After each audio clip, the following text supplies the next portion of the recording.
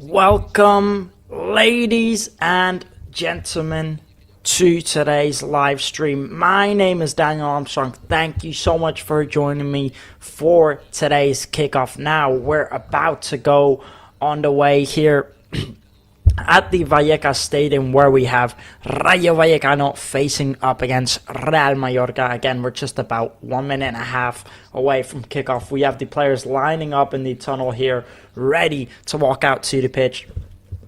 Now, there still is plenty to talk about here. Of course, we have had a bit of a late start out here today. We usually start a bit earlier, but today we have started just before the kickoff due to the Real Mallorca B team that just played up against Manacor and got the massive win 4-1 to take first place in their division in the Tercera División in Mallorca. So, Rayo Vallecano up against Real Mallorca. We have two teams out here today that, to say the least, both of them really do need the victory. Both of them really do need the 3 points. I think it's going to be a bit of a close matchup. We do have some changes in the lineup for Real Mallorca out here today. Some quite unusual changes that we're going to look at here at the minute. But at the minute, we have Rayo Vallecano and Real Mallorca both walking out of the tunnel and heading out to that pitch out here today for the 2 p.m. kickoff. And as we know, last time out for Real Mallorca, not the result they wanted, where they faced Girona here at the Sonmos Stadium. Tsikhankov did manage to open up the lead early on for Girona in the 25th minute, and then followed up by a second goal from the penalty spot by Vanna in the second half. Vedat Muriqi did also manage to score one from the penalty spot in the 91st minute, but it just wasn't enough time as the referee blew the full-time whistle, and Girona took home the 3 points, winning 2-1. So a poor result last time out for Real Mallorca. We're hoping for a bit of a better one out here today. I think a lot of Real Mallorca fans aren't expecting the biggest result out here today. You know, Real Mallorca, they are facing a team that are in similar poor form to Real Mallorca. Two teams are sitting pretty much beside each other on the table, and two teams that desperately need the 3 points. But you know, the form from Real Mallorca recently has just really not been what anyone has expected. And as I mentioned, changes in the lineup out here today, and there's been changes almost every week in the lineup recently with Jacob Arrasate's side. And I mean, when I say some strange changes, you're looking at Donny Lato starting at left wing for Real Mallorca, usually a player who's always playing as left back in defense, who's never really played up front. You've got Antonio Sanchez on the right wing. Usually we would have Mateo Joseph or Takuma Sano, but Takuma Sano hasn't been in the greatest of forms. In the center defensive mids, more changes with Omar Mascarell starting, where usually we have Manu Morlanes, who is out injured. And then another change for Real Mallorca is Kumbuya starting at the centre-back position, where usually we would have Antonio Rayo, who is also out injured out here today. So quite a few changes in the Real Mallorca lineup out here today. Hopefully it doesn't affect the squad too much again. As I mentioned, they've been changing lineups so often, week in, week out. And, you know, you have to hope it just doesn't affect the players. Of course, we've got Leo Roman at the back, who last week out had, well, to say the least, an absolute nightmare of a performance. Conceding the penalty and then conceding the first goal, which was a shot that slipped out of his hands. So now the referee kicks off the match, and we are on the way here at the Vallecas Stadium. And a very exciting 90 minutes we have ahead of us. And in case you're wondering what 3 points would mean to either of these teams, well, Real Mallorca currently sitting at 17th place with 18 points on the table. So sitting just 1 point away from relegation for Real Mallorca. So the 3 points would take them one step further away, especially giving away the poor result that they needed to get last week out. Good play there from Mojica to get the nutmeg and skip past his man. And then, of course, for Rayo Vallecano, they're currently sitting at 15th place with 19 points on the table. So just 1 point ahead of Real Mallorca. And whoever gets the 3 points out here today will overtake the next team. So if Real Mallorca get the 3 points, they'll overtake Rayo. And if Rayo get the 3 points, well, they'll crawl away from Real Mallorca. And now here's Omar Mascarell driving down that left wing. He's going to play it into Mojica. Mojica trying to play it forward into Tony Lato. He does well to get the ball back. And Girona also taking the victory this week out up against Osasuna at the Montilivi Stadium, winning 1-0. And to say the least, this Girona side, they've had a bit of a comeback as they're starting to pull very, very good results for their side. They started off the season really poorly.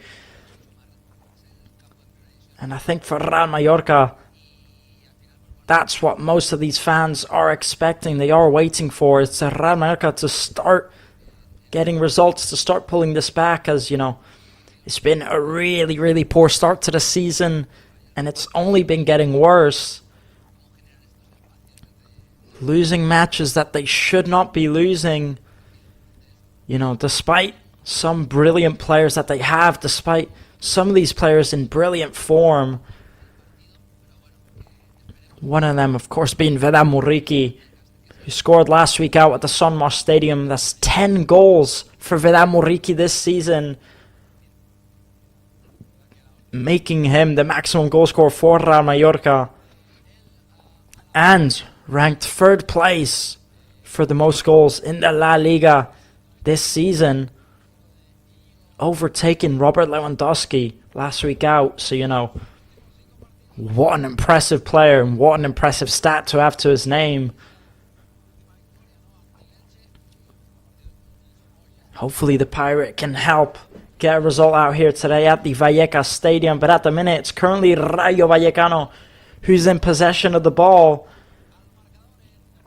They're going to play it down into Isi.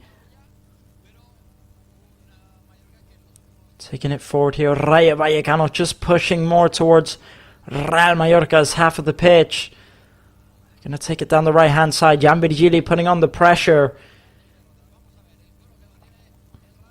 And it ends up being a foul committed there on Jan Virgili.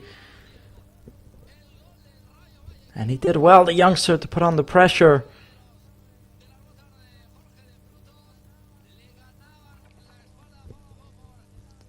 So now trying to play it forward. Good ball here from Rayo Vallecano, trying to put in the cross, and it's gone into the back of the net. And Rayo Vallecano, 4 minutes in, leading here at the Vallecas Stadium.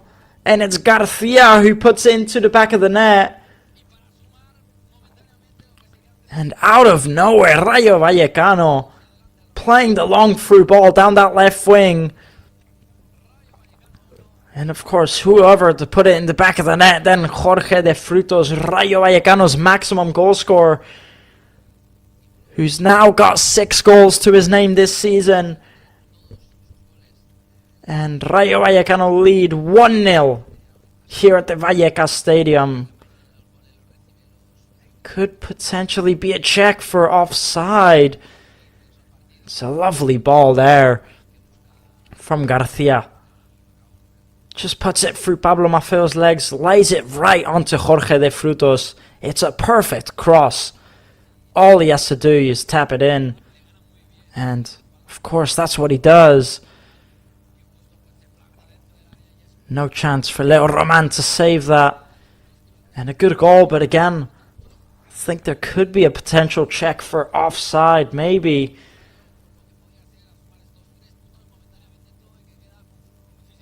But in the end, there's going to be no check, and The match kicks off again for Real Mallorca, so 5 minutes in, and here's another chance for Rayo.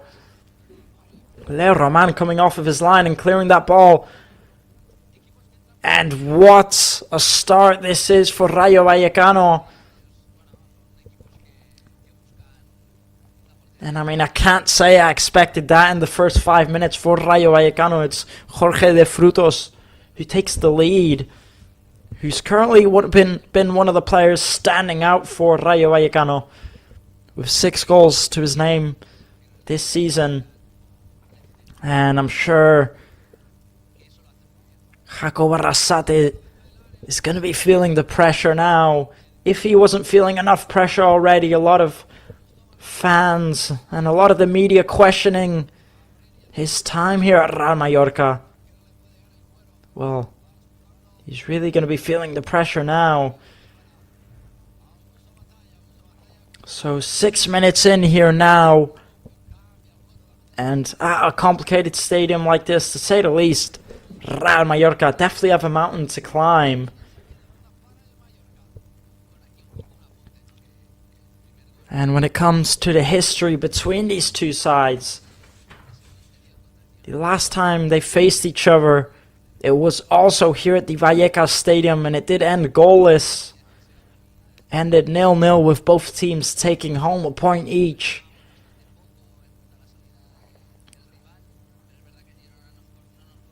So trying to play it forward, it ends up being a throw-in for Real Mallorca. So now, Johan Mojica giving it into Tony Lato. He tries to keep the ball for his side. In the end, it's going to be a throw-in for Rayo Vallecano. And we'll take a look here. As you can see, no offside. Pablo Maffeo just playing him on there with his shoulder. And I'll tell you what, it was a brilliant ball there from Mendy into Garcia. A lovely pass. So Samuel Costa just got taken down there. It's going to be a free kick for Real Mallorca.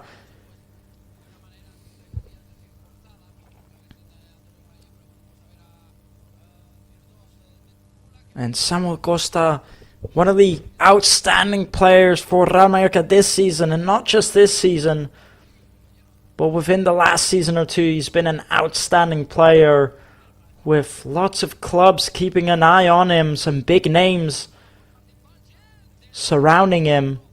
He's got a big price tag on him, valued at around 15 million, Samuel Costa, and again, just what a player he is in this Real Mallorca squad, the Portuguese centre defensive mid. Now attempting the courageous long shot, to say the least there, Martin Valgent, and he just sends it wide.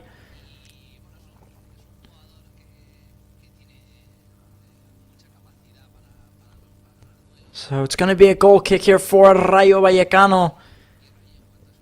And we're just about to hit the first 10 minutes. And I mean, one interesting fact for me of this Rayo Vallecano side is, you know, just 14 goals from 24.3 XG this season from Vallecano. The worst conversion rate in LaLiga's top half.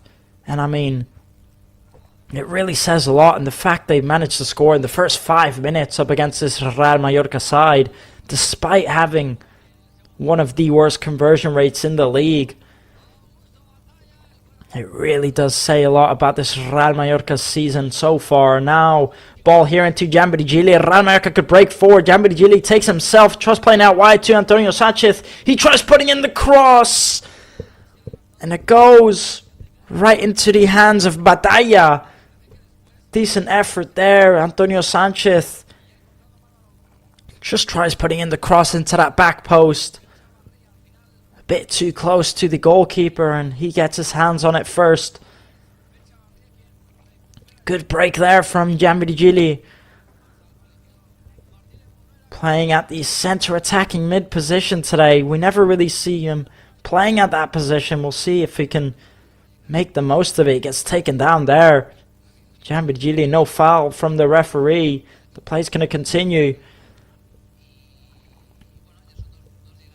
And so far we've had a very high-paced start to this matchup. 1 goal and plenty of breakthroughs. But the difference is Rayo Vallecano are in the lead, of course. And that's what Real Mallorca need to keep into consideration. So now trying to play it forward. Samacosa tries bringing it down. He can't manage to do so. Here's Rayo Vallecano down the left wing. It's Garcia. He's going to play it back through the middle. And playing out wide to Isi. Playing it short, and Rayo Vallecano decide not to rush it. Here's Mendy playing it short into Chavarria. Chavarria down to Garcia. Garcia playing a free ball here into Valentin. And taking it back. Again, Rayo Vallecano not rushing it. Chavarria, he's going to play out to Garcia. Here's Garcia back to Chavarria. And well defended there by Real Mallorca to get the ball back. Here's Mojica trying to play a free ball there into Samu Costa. They just don't understand each other. It's going to be a throw-in for Rayo. And again, so far off to quite an electric start in this first half.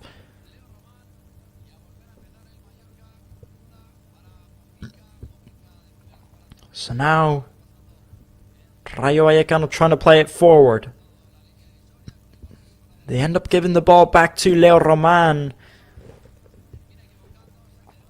And again, Leo Roman, you know, he's been a very impressive goalkeeper throughout the season, this season and last season. But last week out, you know, we did see one of his worst performances so far, conceding a penalty and conceding another goal as well, where the shot went right at him. He just let it slip through.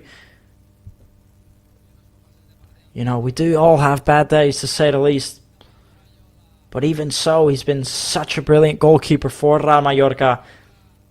And I think the problem this season for the side in red has definitely been that back line. It needs a lot of work to get back into shape for Real Mallorca, as they've conceded 29.1 XG this season. The worst defensive underlying numbers in LaLiga. So, the worst defensive side in the whole of LaLiga this season, statistically, is Real Mallorca. And for me, it's so strange, as last season they were one of the best defensive sides, and this season they're one of the worst. Of course, they have improved massively in the offense of Real Mallorca. But defensively, I mean, the drop has just been astronomical. Can't keep on going on like this. So now Mojica trying to play it forward, and again giving away the ball there. It's going to be a throw-in for Rayo.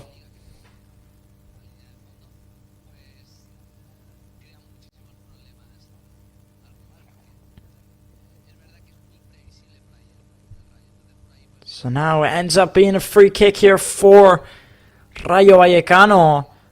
And Johan Mojica picks up the yellow card just as he commits the foul there on Carlos Martin. I didn't actually quite see here. Let's take a look at the replay here. Just slightly steps there on the back of his heel, as you can see. It obviously doesn't look intentional, but it is going to be a yellow card. Maybe potentially, as it's a bit of a reckless foul. So now Rayo Vallecano with the set piece play.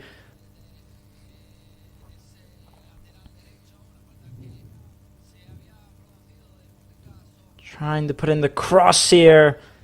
They do get their head on it. Leo Roman gets taken down. They're trying to pick up the ball. Rayo Vallecano pick up the rebound.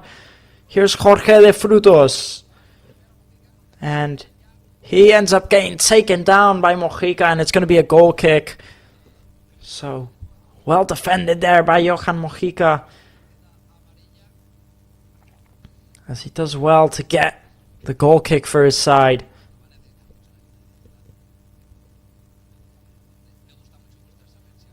So now Leo Roman to take the goal kick. And between the 4 last matchups between these two sides, 2 of them were 2 victories for Real Mallorca, and 2 of them were draws, and 0 results for Rayo. And that's between the last 4 matchups between these two sides. And now we're here today, first 5 minutes, they're already leading 1-0. And although the match has been fairly equal, still Real Mallorca have managed to concede in the first 5 minutes. And it really says a lot about this Real Mallorca defense this season, just how poor it's been.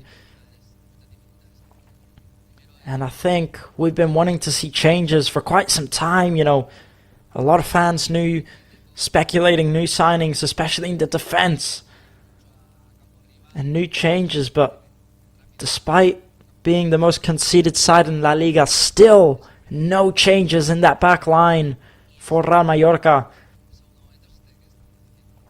So a lot of questions being raised for Jacob Arrasate's side.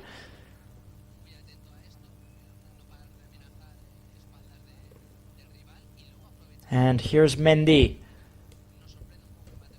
Mendy looking for the long through ball into Garcia.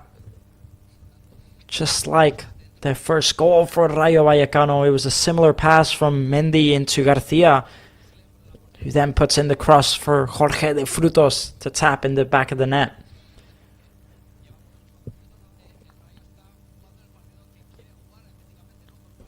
So now Real Mallorca with the throw-in. Just looking for their Muriqi there. They do pick up the rebound. Real Mallorca, it's Antonio Sanchez. He's going to play it back into Kumbuya. Does well there, Kumbuya, to keep the ball for Real Mallorca. Here's Maffeo. He's going to play a long ball into Gianvirgili. Gianvirgili just trying to skip past his man. He can't quite beat Mendy there.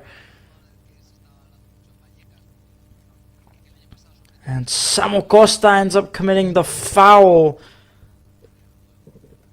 So it's going to be a free kick for Rayo Vallecano in their own half of the pitch. He just commits the foul there, as you can see, on Diaz. Well, to me it actually looks like maybe Pablo Maffeo commits the foul, but either way it's been awarded to Samu Costa.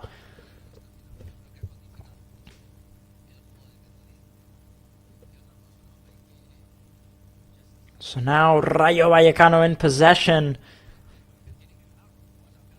And as I did mention with the changes in today's starting lineup, there's been quite a few changes. And we'll see how it works out for them. And one thing I've been seeing so far is that Gianvirgili just looks to be all over the place. You know, through ball down the left, he's there. Through ball down the right, he's also there. Sitting in that center attacking mid position that he's never played in. He has been looking alright so far. Of course, we'll see how the position develops for him throughout the matchup. But so far, he is looking good in that position. Now trying to put in the cross. And it's well defended by Johan Mojica as Carlos Martin claims the referees for a corner, but ends up being a goal kick. It's a good ball again from Garcia, and he's been really dangerous down this left-hand side, hasn't he, Garcia? And looking at the replay, definitely looks like it bounces off Johan Mojica. Bit of a slip up there from the referee. Now here's Tony Lato playing to Muriqi. Muriqi into Giambidigili. What can he do here? Here's Giambidigili. He's going to try putting in the cross. Good ball from Giambidigili. And Samu Costa gets on the edge of it. It's a good header. He does well to leap up. There's just not enough power on it. It goes right into the hands of Batalla. Good effort there from Rayo Mallorca. Very good ball from Giambidigili, who, as we saw there, just plays down the left side. And then just 2 minutes ago, he was playing down the right side. So far, of course, Giambidigili, he is very dangerous when he plays on that usual left wing.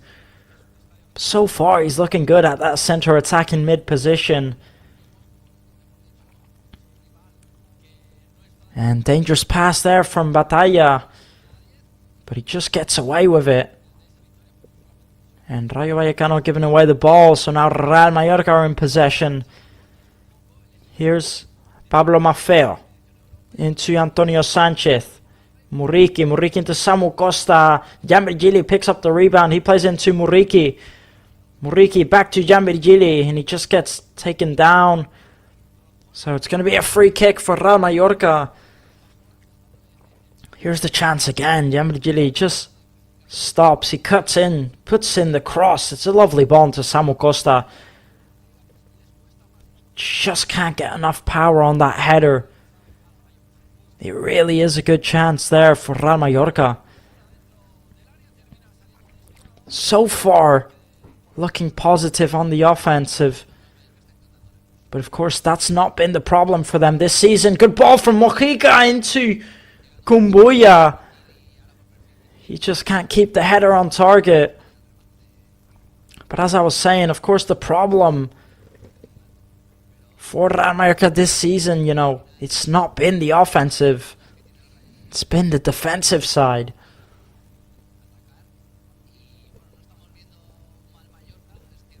And there's a look again at Rayo Vallecano's first goal in the first 4 minutes of the matchup. It just looks like Pablo Maffeo gets a little touch on it and almost makes it easier for Garcia to get the ball on the left wing. And he also just plays him onside. So now here's Tony Lato. Tries to play it through the middle, and the referee ends up blowing his whistle as Johan Mojica's on the ground here. And the officials are going to rush onto the pitch to make sure Johan Mojica is okay. We'll take a look at the replay here. Oh, looks sore that. He just clashes heads with Carlos Martin. And hopefully he is okay here, Johan Mojica. He has proved to be one of the better sides defensively for Real Mallorca this season. And offensively, he's already got 3 assists to his name. The Colombian left back. And for me, you know, defensively, he was a player that was very good on the offensive, but I think he lacked a lot of defensive awareness. And for me this season, he's completely turned that around, and he looks good in both aspects. But still, unfortunately for him, the weaker side for Real Mallorca this season has been their defensive. And he's still on the ground here.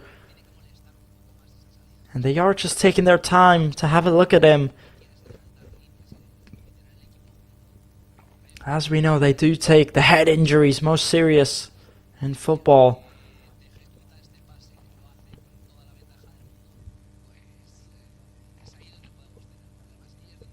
So they're just looking at him here, Johan Mojica. Hopefully he is okay. They might have to look at making a change potentially. And we see the Real Mallorca fans out here today actually quite surprised with the amount that have turned up despite their recent form. So now Mojica, yeah, as you can see, Blood coming out of the mouth there from Johan Mojica.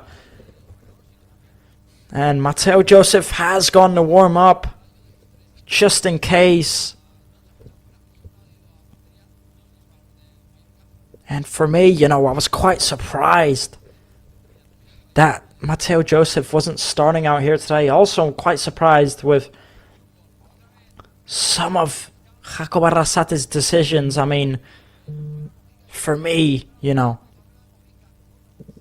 Sergi Darder, the player of the season last season for Real Mallorca, and he's not even starting out here today. And he didn't start last match either. For me, he's a player that most definitely should be starting in this Real Mallorca squad. I think every time he plays, he proves to be, you know, a brilliant player. But Jacob Arrasate leaving him out recently in the starting lineups. And, you know, playing at the left mid position, Donny Lato, you know, it's also a, how would you say it? A very strange decision, I would say.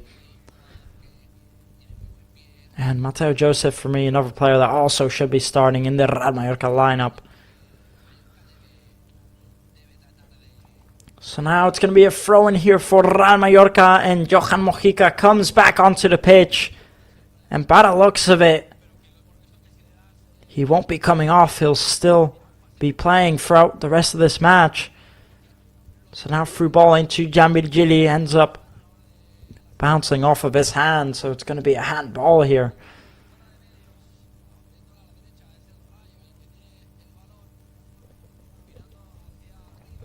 So now Rayo Vallecano in possession. Here's Batalla. He kicks it up forward. Rayo Vallecano managed to bring it down and keep the possession. Playing it down this right-hand side. Donny Lato defending it. They end up playing it out wide to Garcia on the left mid. Here's Garcia. He's going to take it forward and try putting in the cross. It's blocked by Maffeo. And playing it through the middle. They end up taking it back. It's Chavarria. He tries putting in the cross again down the left wing. And the deflection ends up going out, and it's going to be a corner kick here for Rayo Vallecano. The first corner of the matchup, and it is for Rayo Vallecano.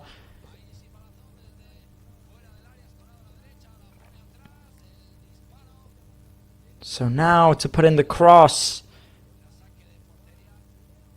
It's Rayo Vallecano trying to put it through the middle there. It's cleared by Kumbuya. The rebound falls to Isi. Isi playing out through the middle, attempting the long shot or cross. Not sure which one it was. But either way, Ratiu attempted the cross or the shot. Sends it flying.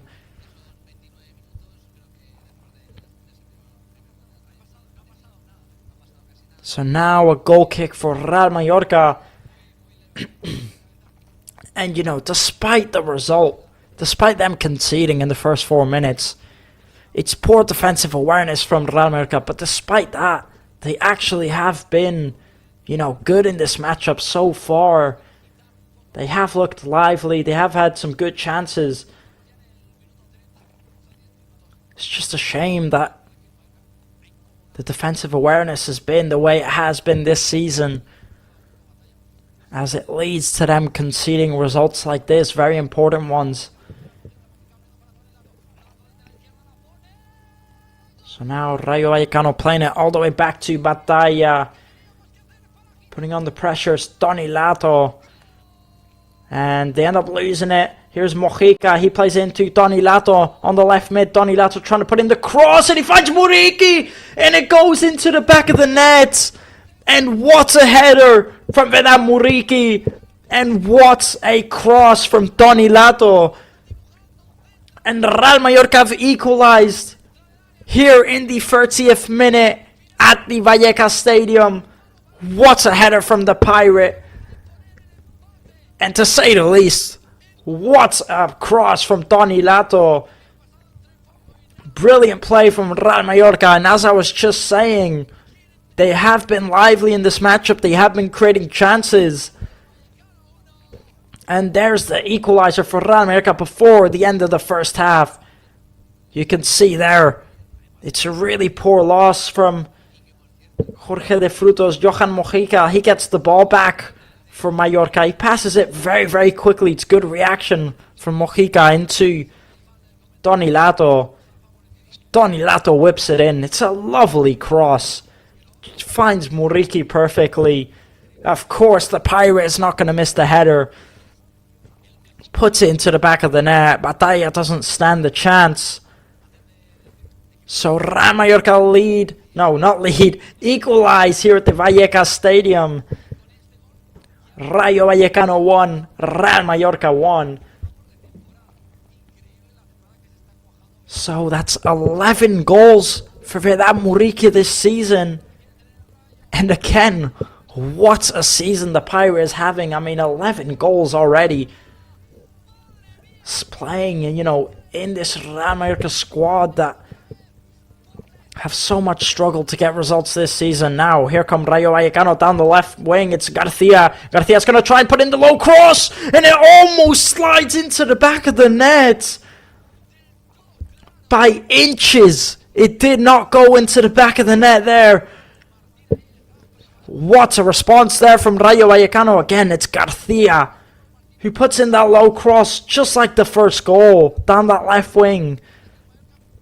And Mojica gets a touch on it so luckily as Carlos Martin was there to get on the edge of it. Very good defensive awareness from Mojica. And again, it almost goes into the back of the net. So close. And a good response from Rayo and good defending by Mojica. What touch that is there from Toni Lato to bring it down. Just can't manage to keep it. And I was questioning, you know, Toni Lato starting in the left mid position. A player we've never seen in that position. He always plays at the left back. I was questioning. And, you know, he's not a particular player that starts. He's not a player that we see that often. He's not even a player that we usually see come on from the bench. He starts out here today at a different position and produces a brilliant assist. So fair play to him. And they have been very lively. Despite conceding in the first 4 minutes, Rayo Mallorca has been very good offensively. If defensively they can just manage to keep the composure, they definitely stand a chance at getting a result out here today. So now here come Rayo Vallecano breaking forward. Lovely ball into Chavarria on the left wing. Easy is going to put in the cross.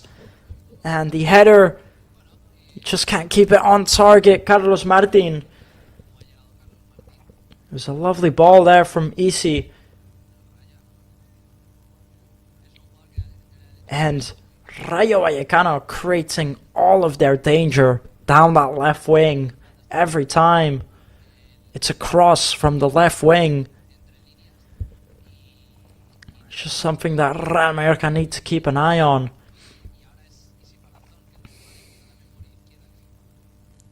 So now Leo Roman with the goal kick and just about 10 minutes left to go before the end of the first half. And I will say, despite going down in the first 4 minutes, a really positive comeback from Rayo Mallorca so far. A really positive result and a positive response. Of course, Rayo are still there and they still have created very dangerous chances. Here's Mojica into Toni Lato. Toni Lato back to Mojica. Mojica's going to try and play up forward. It's going to be a throw-in for Rayo Mallorca.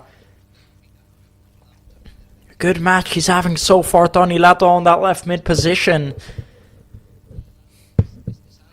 And you know, as I have been saying, the problem of course for Rayo Mallorca has been The amount of goals they concede and the defensive awareness.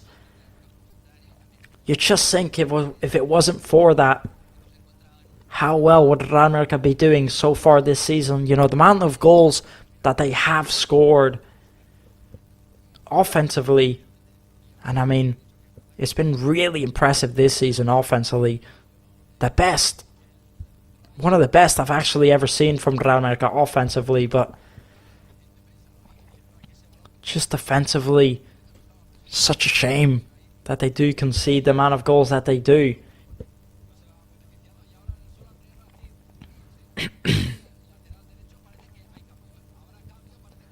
And now it just looks like Andrei Ratiu is on the ground here for Rayo Vallecano, and it looks like they might be making a change here.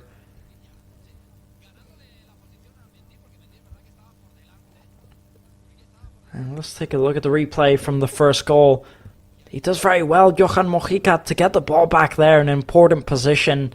And as soon as he gets it back, he doesn't waste any time. He gives it right to Toni Lato. And then the cross from Toni Lato. And I mean, what a cross. It's perfect. You know, Vedat Muriqi doesn't even have to jump. He just has to get his head on the ball. He does well to beat Mendy in the hustle, you know. Vedat Muriqi is a very tough striker to beat this season in that box. You know, when he gets the ball in that penalty area box, whether it's with his feet or with his head, he's been a real struggle to defend. You know, 11 goals for him already this season. What's a striker? So Ratiu Andrei ends up coming off for Rayo Vallecano due to an injury, and replacing him is going to be Bayou. So Ratiu for Bayou. I wonder if they're cousins or something.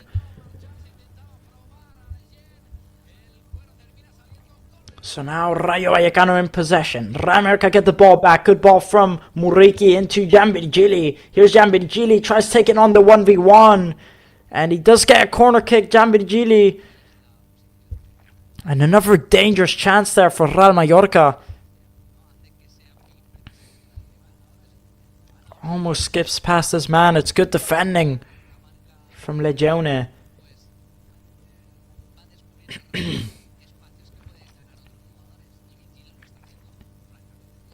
So now Real Mallorca to take the corner kick.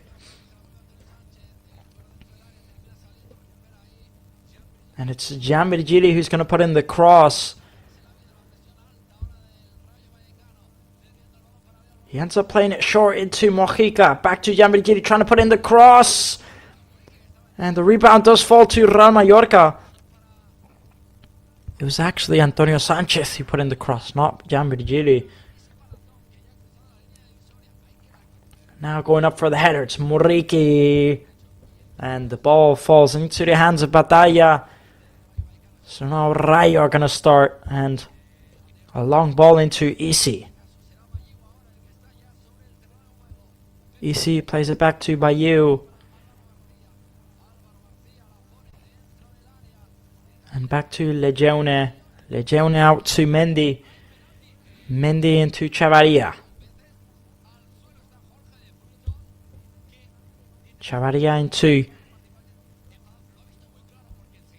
Garcia. He's going to try to put in the cross. It's cleared, and the referee has awarded a penalty kick for Rayo Vallecano. And what has happened there? Martin Valgent has given away a penalty from absolutely nothing. And he's going to pick up a yellow card too, and I can't quite believe what I'm seeing. And we'll have to take a look at the replay there, but the referee pointed right to the penalty area spot. And the cross, as you can see, it was put in.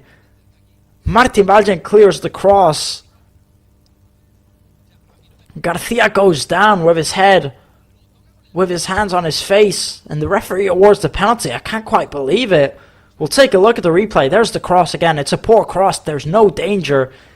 It's going right to Martin Valgent, he clears it quite easily. He just hits Jorge de Frutos with the back of his hand, but I mean, there's not a lot on that. There was no danger from the cross. It was going right at Martin Valgent, and I'm very, very surprised at that decision from the referee. Very, very surprised. And I mean, how many chances have we seen like that have not been awarded as a penalty? And I mean, I am very, very surprised. For me, you know, that could just never be a penalty.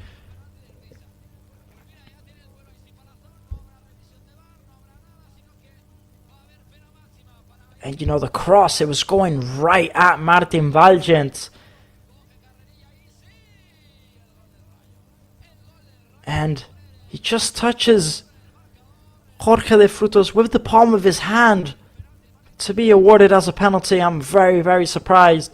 Either way, Easy is going to step up to the penalty spot, putting it into the bottom left corner with ease. And it's 2-1 for Rayo Vallecano. And Martin Valgent is absolutely furious with the referee, as you can see. And I'm not surprised.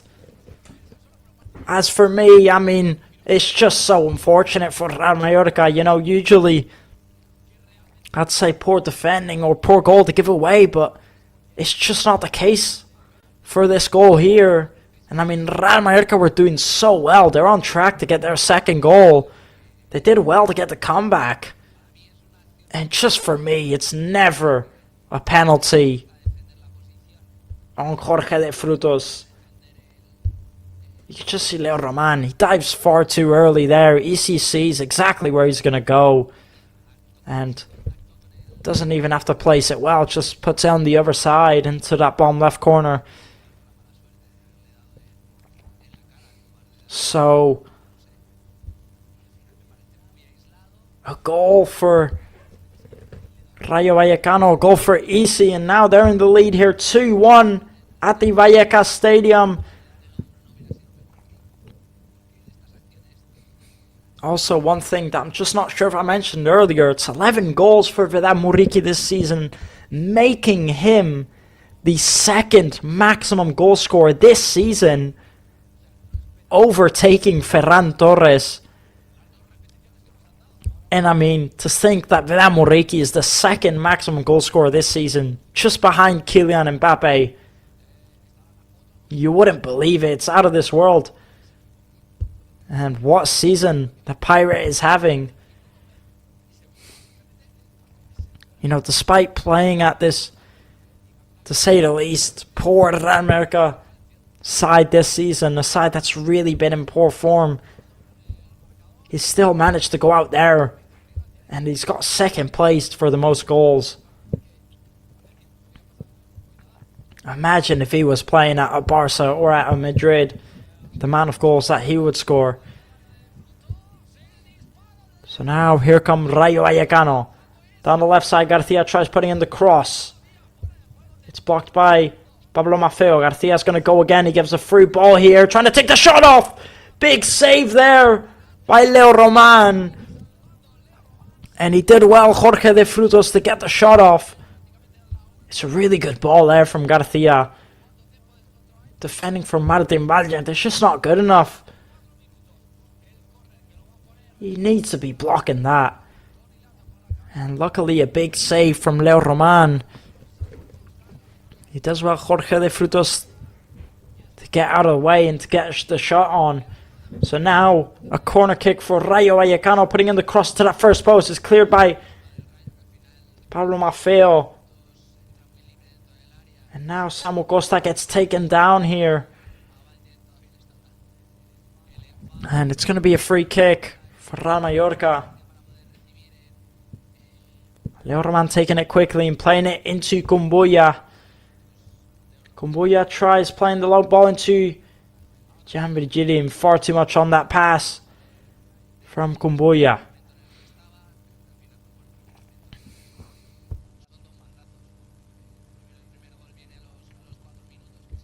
So now a goal kick for Rayo Vallecano.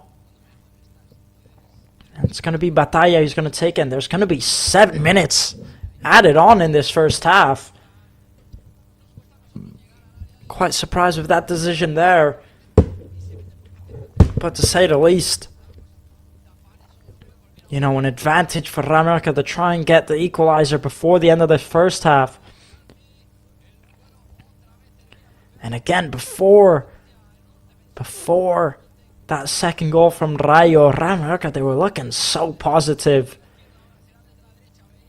And it's just a shame that the referee decided to award that as a penalty kick. And again, for me, it's just nowhere near enough to be awarded the penalty kick. And it's very unfortunate from Rayo Vallecano. You know, they already conceded the goal in the first 4 minutes, which was really poor defensive awareness. And then to get unlucky like that. So now it's Isi who's going to take the corner kick, putting it in that penalty area spot. It's cleared and the shot goes flying over the crossbar, and it's going to be a goal kick for Real Mallorca. There's the penalty again, and I mean, the fact is that the ball, you know, it's not even going to reach Jorge de Frutos. There's no danger for Rayo in that chance. And for Martin Valgen to just touch him with the palm of his hand. You know, if you said it was a foul, a free kick, I could agree with you, but to award that as a penalty kick for me, it's just very poor decision from the referee.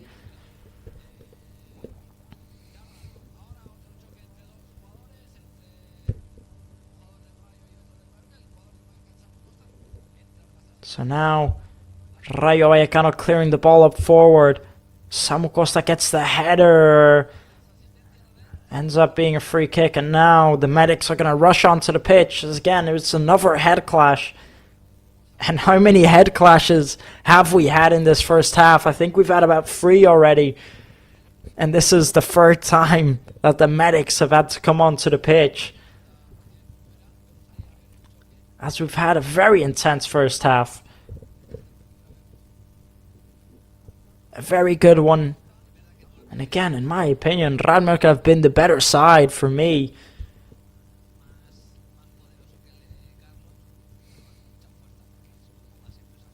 And a dangerous foul there committed from Samu Costa. Very dangerous foul. And he'll be lucky to not pick up the yellow card. He just leaps up to get the header. He just hits Carlos Martin with his elbow quite hard. It's a dangerous challenge there from Samu Costa.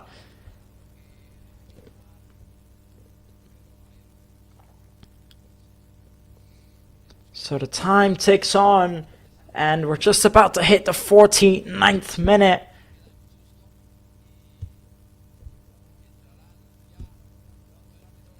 There's the look at the challenge again. It just hits him quite hard and then lands on him.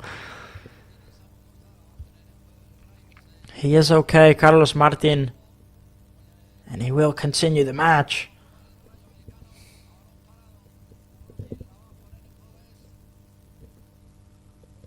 So now the free kick for Rayo Vallecano is finally going to be taken. And stepping up to take it is the centre-back Legione.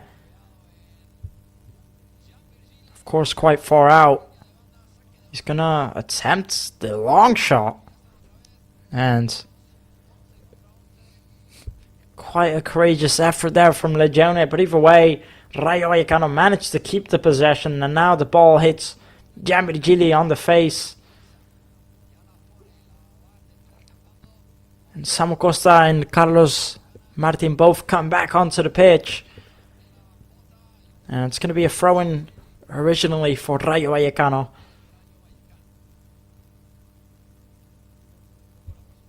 And cleared by Mojica. Samu Costa heading on forward. It falls to Gianvirgili. Isi committing the challenge. It ends up bouncing off of Gianvirgili. So now it's going to be a throw-in for Rayo.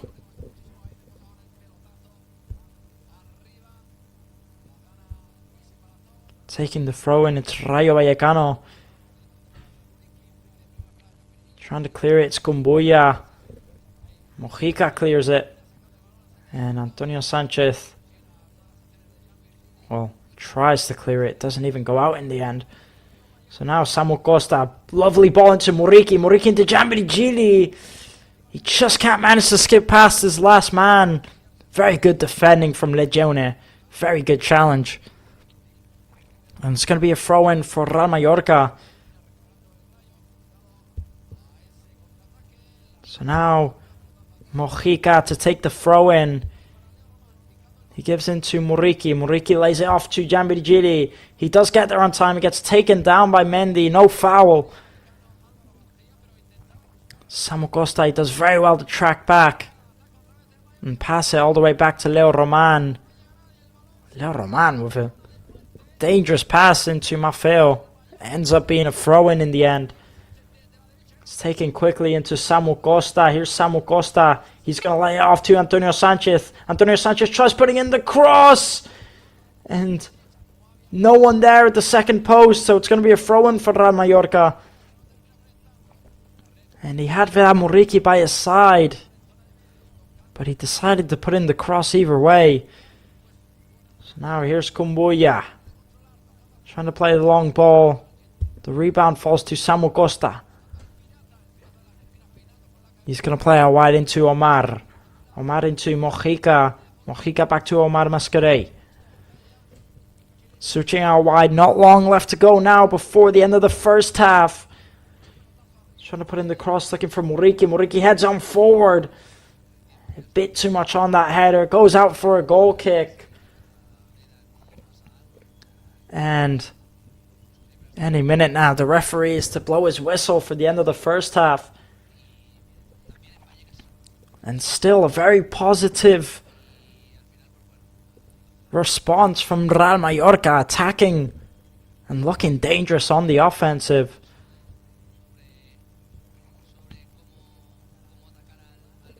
So now Batella takes the goal kick. And it falls right to Real Mallorca, who kick it back up forward.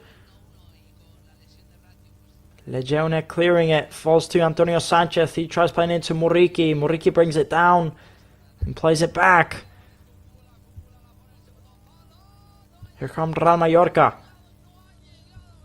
It's Kumbuya. Kumbuya takes it forward himself. He plays out wide to Mojica. Mojica, lovely ball from Mojica into Kumbuya. Kumbuya trying to put in the cross. And it's cleared by Mendy. And it was a very dangerous cross from Kumbuya. It almost looked like it was going to find itself into the back of the net.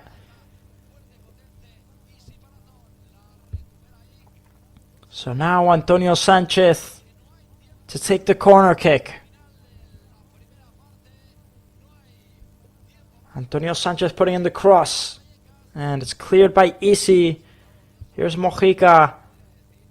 And the referee ends up blowing the end of the first half in the 53rd minute. So we had quite the amount of minutes added on there. And, you know, for me, you know, I think it's absolutely outrageous that the referee awarded the penalty for Rayo Vallecano in that chance. And I mean, you know, the first goal, it's just poor defensive awareness from Real Mallorca. It's a good play from Rayo Vallecano. You know, there's not much to it. But even so, they conceded in the first 4 minutes. The response from Real Mallorca, it was brilliant. They were looking good. They were attacking. They got the equalizer eventually from Vedat Muriqi. And they were still looking brilliant. They were looking like they were going to get the second goal.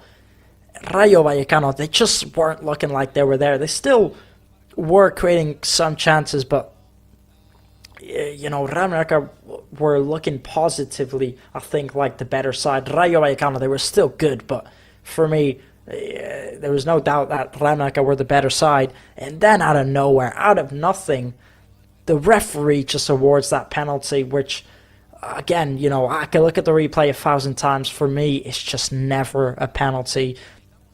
I think Martin Valgent, despite him having some poor performances this season, which I think it has been a little bit, still for me, he's just really unlucky there. As for me, a hand just swerving almost the palms on his face, on De Fruto's face. For me, just, it can be a foul. We've seen it sometimes, but a penalty in an occasion like that, I've never seen a penalty being awarded like that. And for me, it's just never a penalty. I think it's a poor call from the referee, and I think there's just not enough on it. Not only that, there's not enough danger on that chance to be awarded as a penalty. The cross, it's going right at Martin Valgent at about the height of his chest. There's no way it can go through to Jorge de Frutos. Martin Valgent, he even clears the ball first before he hits him. And when I mean hit him, it just like that.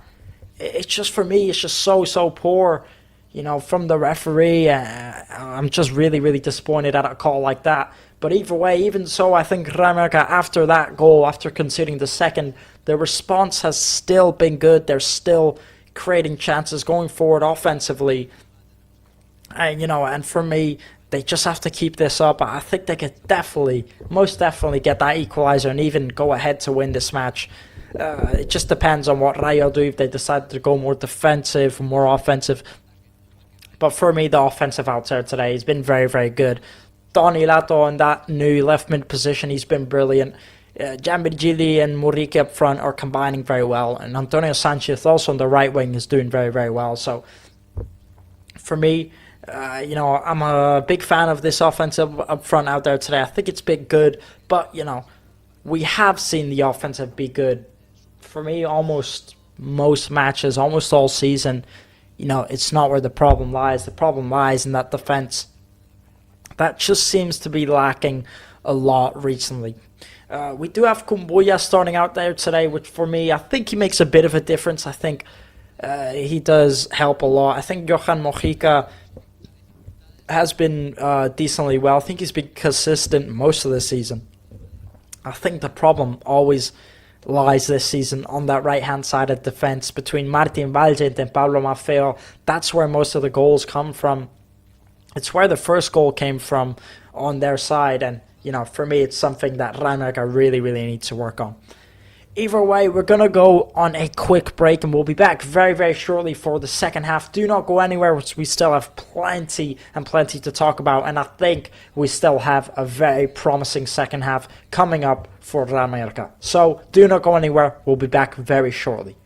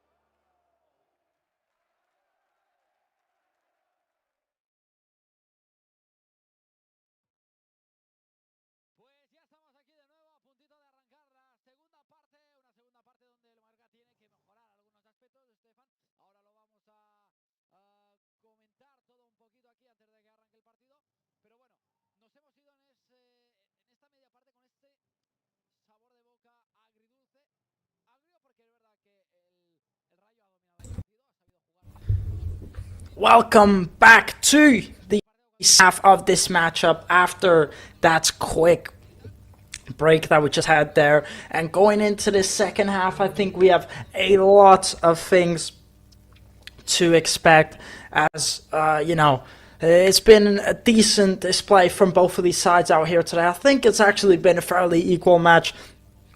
Rayo Vallecano have played well on the breaks and offensively.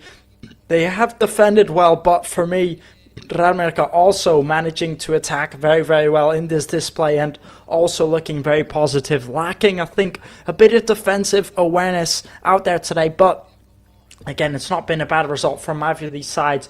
As you know, in case you did miss the first half, in case you're tuning in now, a poor goal conceded from Real Mallorca in that first 4 minutes. A very good start for Rayo Vallecano in this first 10 minutes, scoring in the first 4. They looked very positive offensively going forward. They scored, pretty much with their first chance of the game.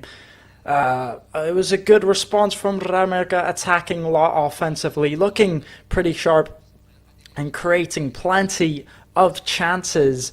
They did manage to get the equalizer eventually, a brilliant cross from Toni Lato into Vedat Muriqi to score his 11th goal of the season, making him the second maximum goal scorer this season of the whole of the LaLiga division, just below Kylian Mbappe. A very, very impressive stat and a record-breaking stat for the Pirate himself, Vedat Muriqi. It was just not long before the end of the second half, just about 10 minutes before, where the referee awarded a very, very controversial penalty for Rayo Vallecano. One that for me is just never, ever a penalty in a million years. I think it was a really poor call from the referee.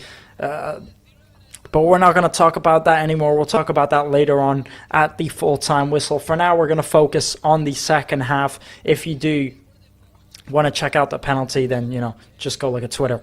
The second half is now on the way. The referee has blown the whistle. And, of course, we are on the way with Rayo Vallecano kicking off the match. So they're going to be the ones starting this second half matchup. And right away, they go forward. Samu Costa gets the ball back. And it's going to be a free kick for Real Mallorca. And a yellow card awarded for Jorge de Frutos for committing the foul on Samu Costa, who's still on the ground here. Let's take a look at the replay here. Just Kumbuya puts on the pressure. Jorge de Frutos obviously doesn't look intentional, just goes to get the ball, but just takes down Samu Costa in the process. And for me, Samu Costa, he was brilliant in the first half.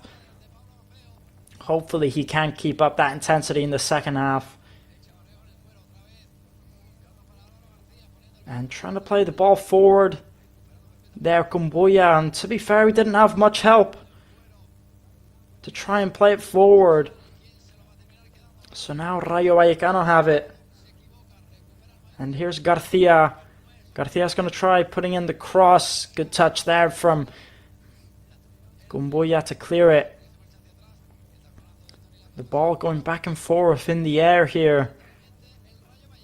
They managed to bring it down. He does well, Toni Lato, to get the ball back. He attempts a courageous backheel and misses it.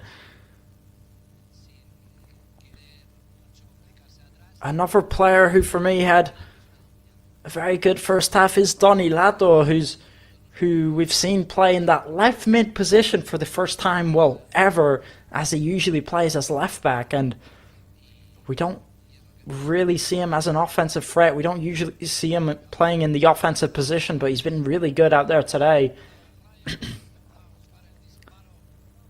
So now Antonio Sanchez.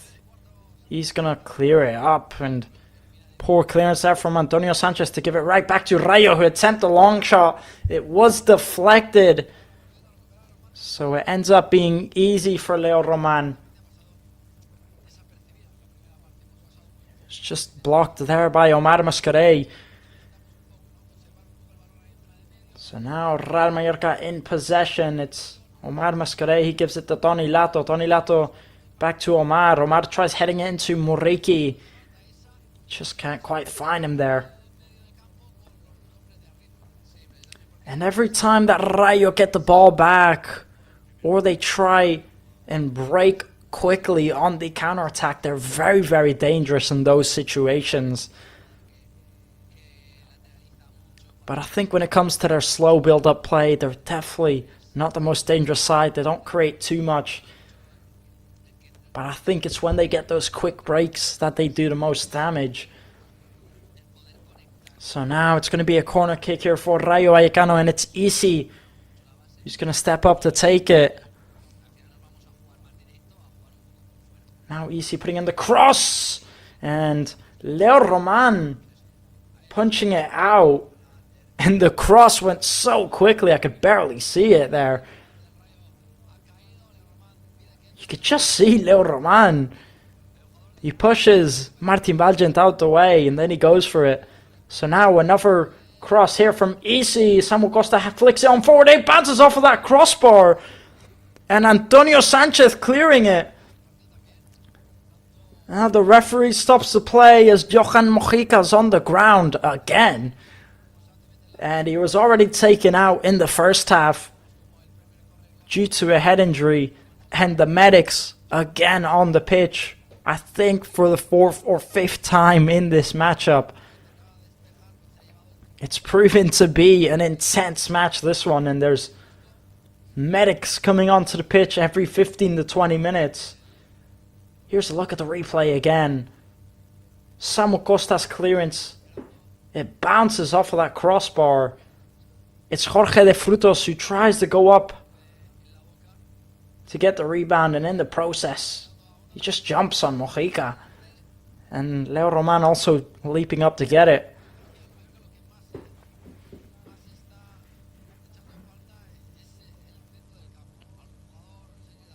So Johan Mojica's still on the ground, and I would argue he's lucky to not pick up a yellow card there, as it's a bit of a reckless jump from Jorge de Frutos.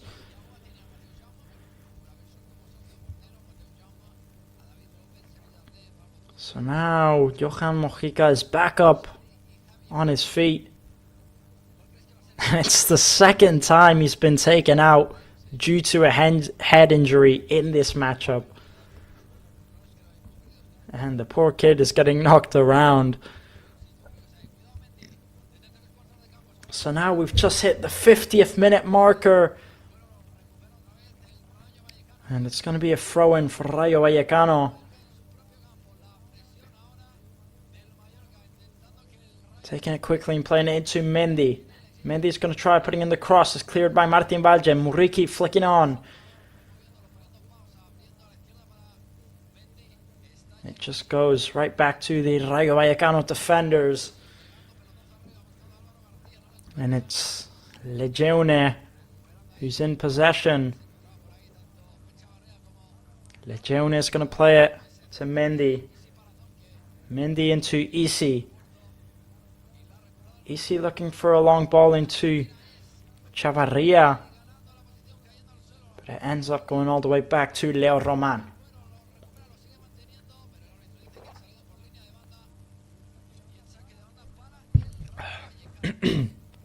So now trying to play a long through ball there to Djambi-Djili. And look at the pace on Djambi-Djili to get there on time.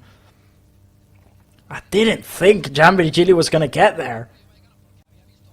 Very, very quick pace from the young Spanish. Well, usually left winger, today playing that center attacking mid and a bit of a striker role. So now it's going to be a throw-in for Johan Mojica.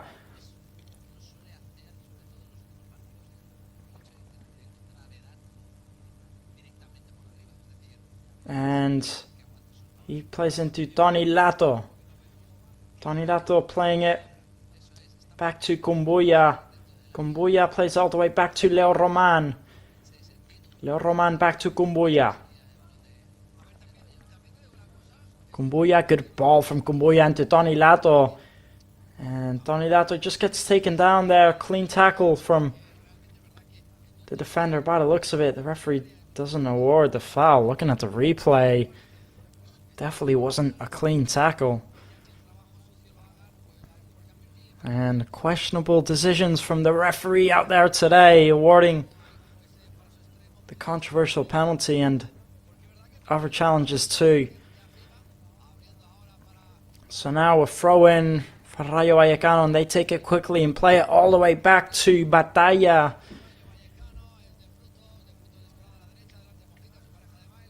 And here's Easy, tries playing forward. Sam Costa gets the ball back in a dangerous position. Here's Muriqi. And getting taken down. Again, it's Kumbuya, who I'm not quite sure what he was doing there. Almost playing as a striker role. And now here come Rayo Vallecano trying to put in the cross into Easy. And a poor header there from Easy. Samu Costa gets there and clears it. Good clearance there. And the first half was, a very, very intense one. This second half is already proving to be a very entertaining one also. And it's really back and forth from both of these sides. So now Batalla trying to play a long ball. It ends up going all the way back to Leo Roman. He did well there. Carlos Martin, the skip past Omar Mascarell, and then the header from Isi. It's a questionable header. Maybe just thought he wasn't going to connect with it. So now here come Rayo Vallecano playing out to that left-hand side. Too much height on that pass to Chavarria. So it's going to be a throw-in for Real Mallorca. Antonio Sanchez clearing it, looking for Giambirigili, doesn't find him. Here's Samu Costa. Samu Costa playing it to Kumbuya. Kumbuya to Johan Mojica. Here's Mojica. Trying to skip past this man. It's very good defending there from Bayou. So now here's EC driving forward. He's going to play into Chavarria. And a very positive last 5 minutes here from Rayo Vallecano. It's been very good defending. And also good offensive awareness.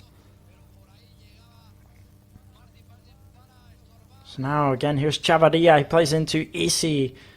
He's been sitting quite deep, almost playing as a center defensive mid in this second half, helping his team play from at the back. Lovely tackle there from Pablo Maffeo. Here's Martin Valgent into Kumbuya. Lovely tackle from Pablo Maffeo. So now here's Samu Costa.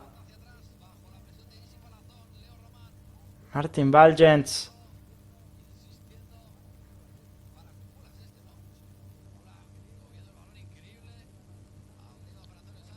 And now Jorge de Frutos back up on his feet despite going down there. The referee didn't stop the play again as it was a clean tackle. Now very good play here from Real Mallorca to drive forward. It was Omar Mascarell. Now here's Antonio Sanchez. He's going to give it into Pablo Maffeo. Back to Antonio Sanchez. Trying to put in the cross, looking for Muriqi. And the rebound does fall to Johan Mojica. He's going to put in the cross again. It's cleared by Rayo. And Isi does well to bring the ball down and make sure his team keep the position. He's playing well in that deep role so far, Isi, creating a lot of problems for Real Mallorca, helping Rayo to play with ease from out the back. So now here's Muriqi. He's going to play out wide to Mojica. Mojica into Tony Lato, who just gets shoved from behind there. And quite surprised it's not been awarded that from the referee. For me, he shoved his hands out, pushed Donilato from behind. We'll have to take a look at the replay.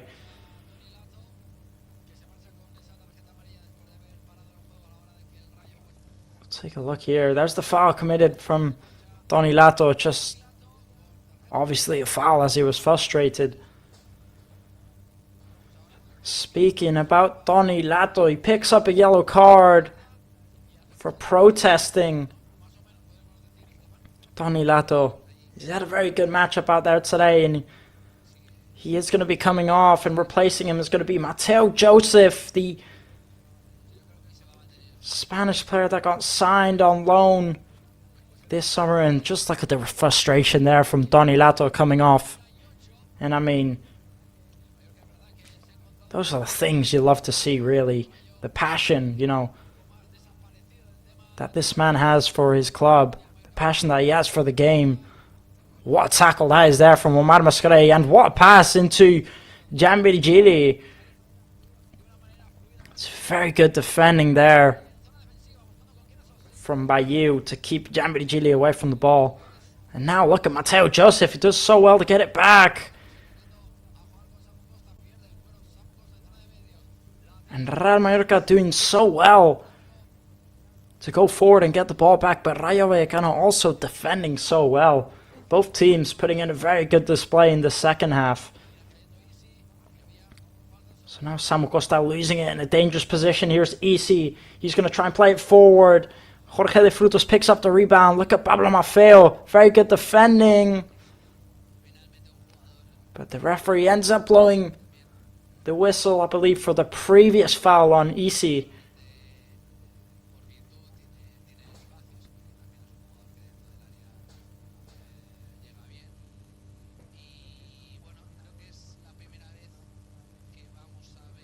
And I'm not quite sure what's happened because there's 2 or 3 players on the ground, not just one. So Omar Mascarell and Pablo Maffeo, they did very well to get the ball back there from De Frutos. There's the original foul from Samu Costa.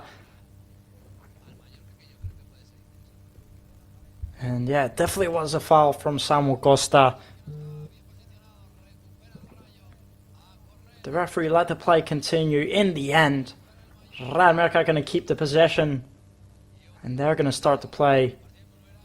So kicking up forward, Muriqi tries to head on forward, but it falls right to Rayo. And it's Chavarria. Oh, dangerous tackle there. Very, very dangerous tackle there from Pablo Maffeo. Just commits quite a strong foul, Pablo Maffeo, on Chavarria, I believe. And he does pick up the yellow card, Pablo Maffeo. He just goes in. Obviously, he does go for the ball. He just commits to it too much. He goes in a bit too hard. He ends up getting Chavarria. He knew what he was doing, Pablo Maffeo there. He just took his chance. He missed. So now, free kick for Rayo Vallecano. They're going to try and switch it to the right-hand side. Poor ball there from Mendy, and now Real Mallorca have it. Here's Gianvirgili. What ball from Gianvirgili into Mateo Joseph. Just can't make the most of that. Clearing up forward. Kumbuya. And a poor clearance from Kumbuya to give it back to Rayo. And Antonio Sanchez gets the ball back for Real Mallorca. Samu Costa taking it quickly. The referee says no. Take the ball back a few steps.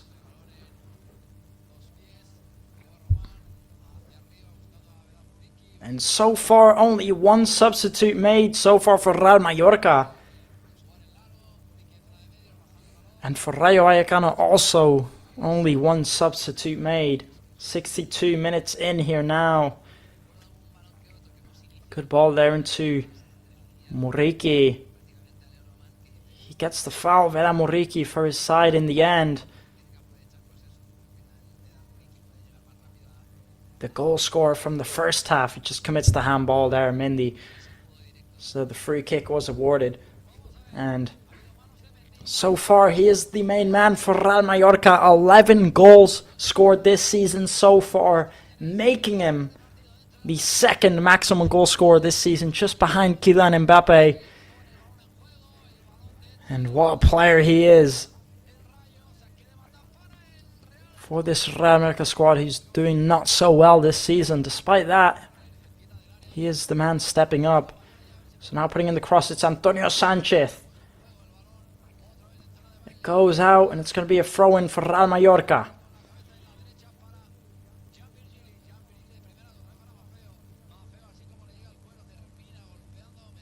So now taking it, giving it to Omar Mascarell. He tries putting in the cross.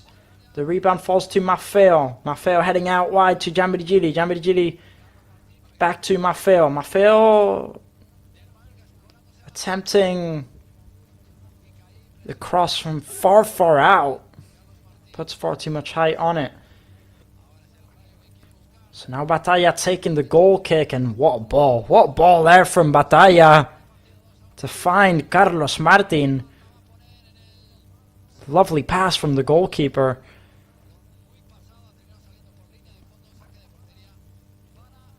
So now Rayo Vallecano in possession. 64 minutes in. Can they make something from this? Trying to put in the cross into that second post. Looking for Garcia. It ends up going out of bounds, and it's going to be a goal kick for Real Mallorca.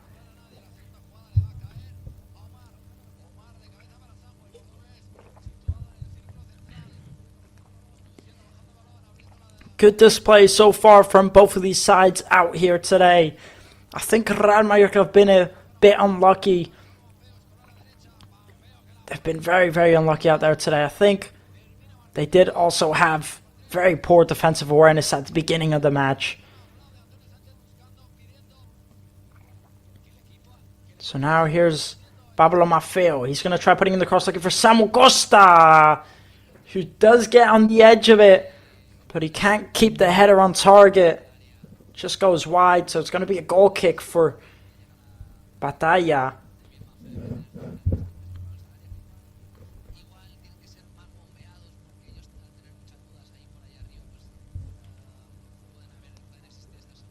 So now, by the looks of it, it looks like Rayo Vallecano will be getting ready to make some substitutes very soon. Also, quite a few Real Mallorca players going to warm up.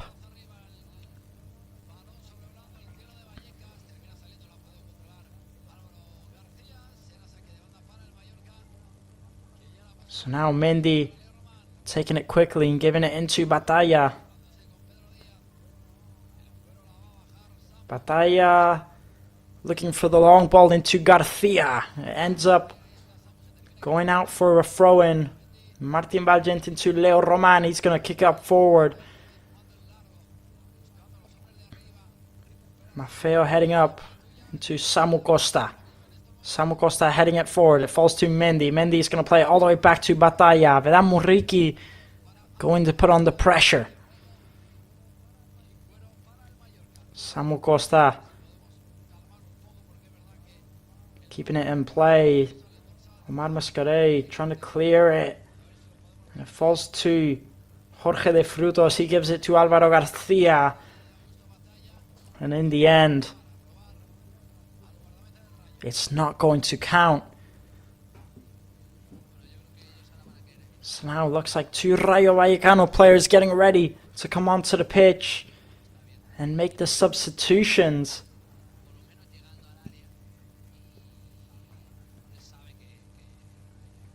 And Real Mallorca trying to play from at the back. And now we've hit minute 67. So 67 minutes in here now. Real Mallorca are going to try taking up forward. It's Mateo Joseph battling for the ball up against those Rayo Vallecano defenders. He does get it back in the end. The free kick was awarded from the referee. just took down Valentin there, Mateo Joseph. And these Real Mallorca players out here today very frustrated with the referee's decisions.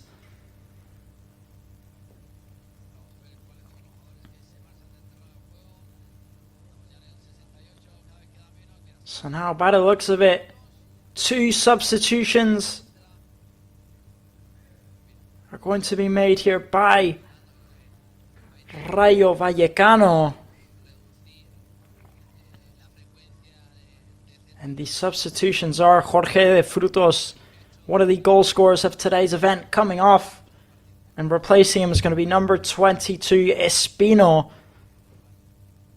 And then the other substitution being made,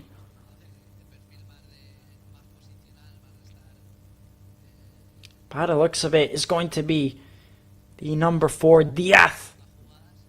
Coming off, and replacing him is going to be Gumbau. So the center defensive mid comes off, and replacing him is going to be Gumbau. And then also coming off is Jorge de Frutos, the right mid, and replacing him. So now, by the looks of it, Real Mallorca are also going to be making 2 substitutes.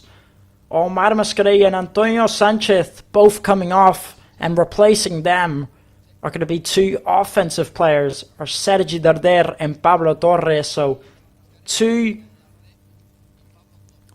defensive, offensive players being replaced by 2 offensive players. Of course, Antonio Sanchez used to be a center defensive mid, but now he does play more in the offensive position. So 2 substitutions made there for Real Mallorca and 2 substitutions made for Rayo Vallecano.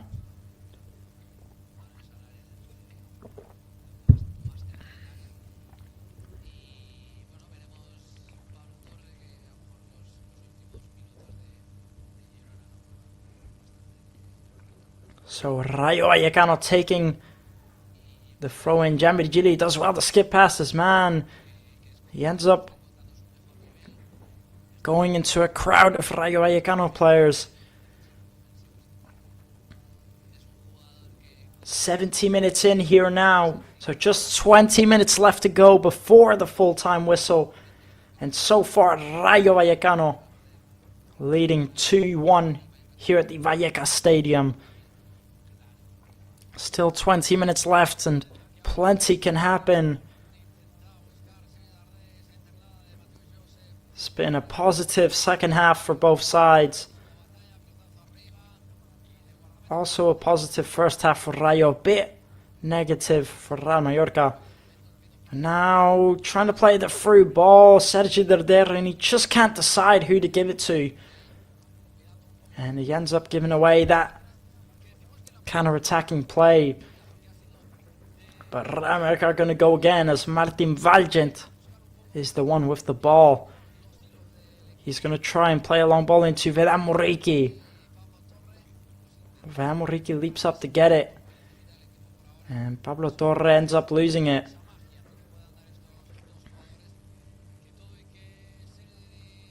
So now here's Rayo Vallecano. It's Batalla. Batalla passing it short into Lejuene. And Rayo Vallecano trying to go forward, but they end up giving away a throw-in.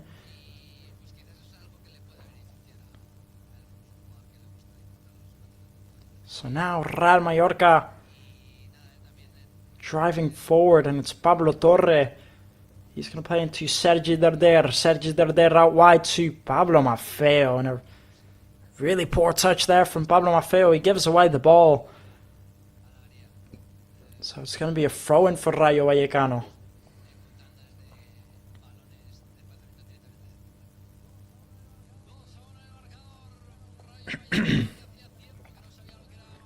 Taking the throw-in, looking for Isi. Sergi Darder battling him off, and it ends up being a foul on Samu Costa. And how many times have we seen him on the ground out there today? What a player he is, and he's still going 72 minutes in. He's a very impressive player.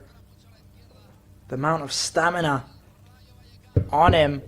And you know, last season, he was the player that ran the most kilometers in the whole of the La Liga division.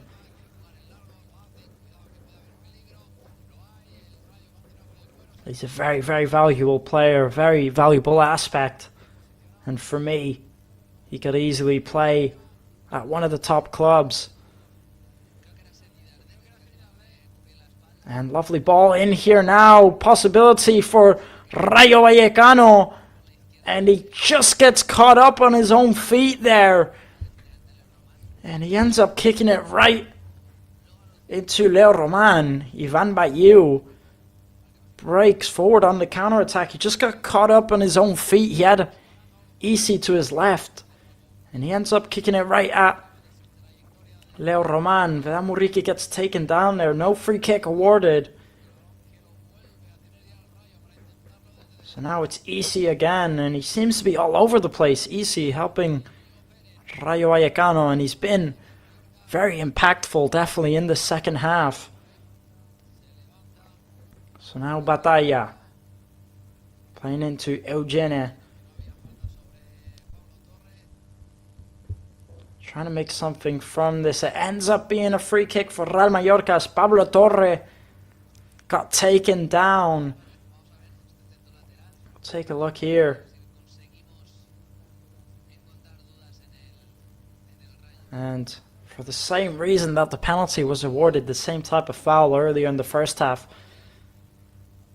And you can see the Rayo players complaining, but they didn't complain when they got the penalty for it. So now, 15 minutes left to go here now, and it's Pablo Torre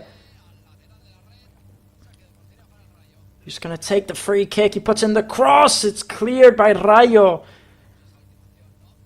And the rebound does fall to Sergi Darder.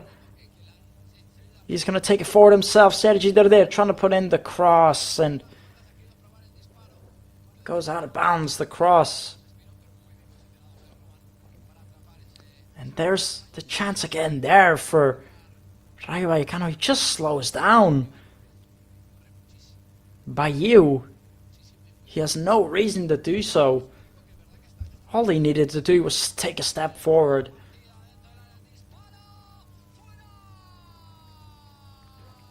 So now Batalla taking the goal kick. Ramirka head it forward. And what ball that is there. What chance here for Rayo Vallecano. And the shot goes massively wide by Alvaro Garcia. And the pace on him to still have it in the 75th minute. It's very impressive. Martin Valgent, he just takes off far too late. Alvaro Garcia, the pace on him. And then he just can't get the shot on target. Sends it far too wide. It was a difficult angle and he was a bit far out. So now we're throwing for Rayo. It's easy. He's going to play into Mendy. Mendy playing it down to Chavarria. Here's Chavarria on the left wing. He's got Gianvirgili defending him. Chavarria turns around. He gives the ball to Samu Costa. Samu Costa into Muriqi. Muriqi to Pablo Torre. The ball goes in the air. And Mojica clears it forward. Mateo Joseph chasing that ball, and Batalla picks it up. So now here's Mendy. Mendy looking for a through ball into Garcia, but it's cut out the pass by Pablo Maffeo. Here's Darder. Back to Martin Valgent. Martin Valgent into Leo Roman.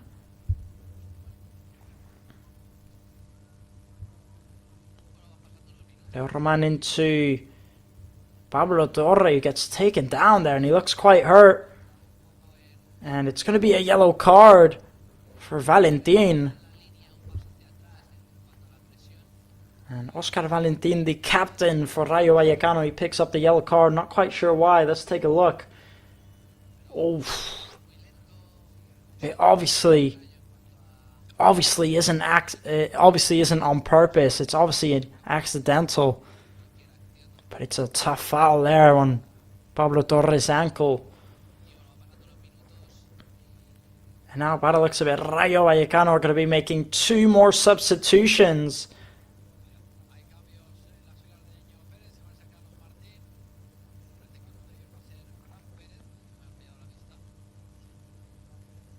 And coming off is going to be Carlos Martin, the striker for Rayo.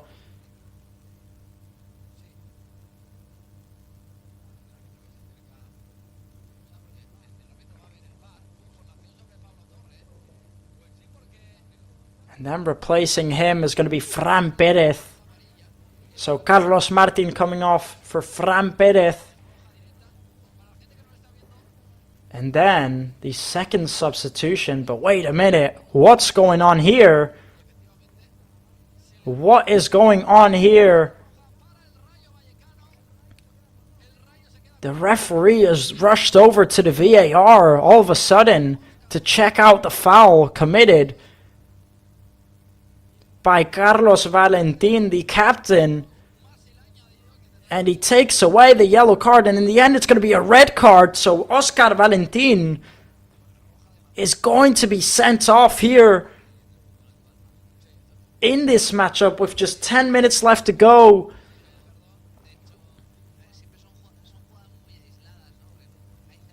And yes, although it wasn't intentional,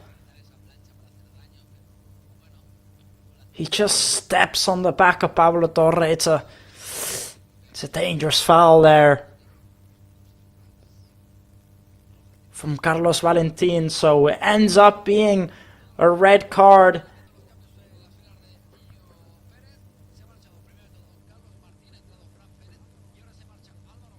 But Rayo Vallecano are still going to continue with the substitutions. So now coming off, I'm not quite sure if there's going to be any changes or not in the substitutions. But by the looks of it, it's going to be Jorge de Frutos that's going to be coming off for Rayo Vallecano, the goal scorer in today's matchup. And replacing him, sorry, it's not going to be Jorge de Frutos. It's going to be Álvaro García that comes off in the end. They decided to switch it up. So Álvaro García comes off. So many things going on at once. It's kind of hard to keep up. And now Samu Costa is also going to be coming off. And replacing him is going to be Javi Llaveres. Abdon Prats also comes on for Real Mallorca. And Pablo Maffeo comes off. So quite the amount of substitutions there. And in case you missed it, I know it was confusing. We're going to go over it again. So coming on for Rayo Vallecano is Fran Perez and Randy Nketa. And coming on for Real Mallorca is Javi Llaveres and Abdon Prats. So in that sequence, 4 substitutions were made and a red card was handed out. And now here comes EC. EC attempts a shot, but the deflection goes out for a corner kick. And what a lively second half we have had so far.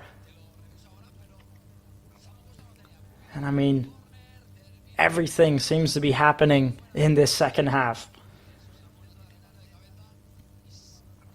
So now EC is going to be taking the corner kick for Rayo.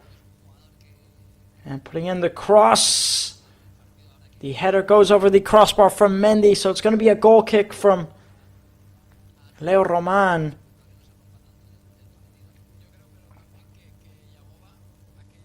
And he takes it quickly. And Real Mallorca are going to push forward in these last few minutes. Pablo Torre playing it back. It's Martin Valgent. Martin Valgent, he plays it into Javi Llaveres. Javi Abres into Sergi Darder. They just don't understand each other well there. Pablo Torre trying to get the ball back. Chavarria clearing it. Martin Valgent defends it well, and they take it all the way back to Leo Roman. Here's Pablo Torre. He does very well there, Pablo Torre, to skip past his man. So now Johan Mojica.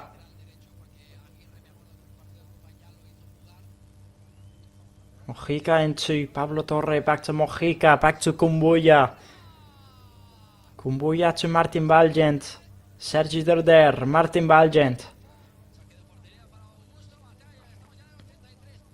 Here's Pablo Torre. He gives it back to Sergi Darder. And he's got plenty of room to drive forward. Sergi Darder attempting the long shot. And it's a poor shot there from Sergi Darder.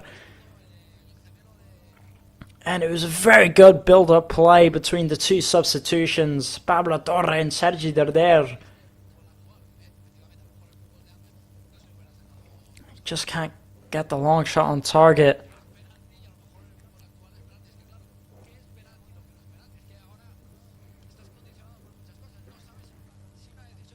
So now, Batalla taking the goal kick. 6 minutes left to go here now.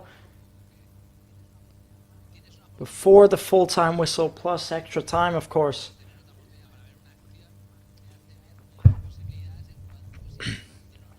So now, Rayo Vallecano in possession. Down this right-hand side, holding that ball. And Real Mallorca get it back. Vedat Muriqi. Not Vedat Muriqi, Abdon Brazzi gets taken down there. And it's going to be a free kick for Real Mallorca committed by Leugene. There's Jacob Arrasate, the Real Mallorca manager on the sidelines, looking a bit worried. And I'm sure he is feeling the pressure of recent results. And Pablo Torre ends up committing the foul, and he picks up the yellow card for committing a bit of a reckless challenge going in for the ball there. As you can see, it's just the follow through. He does well to get the ball, but the follow through goes right into Gerard Grumbau. And Pablo Torre picks up the yellow card.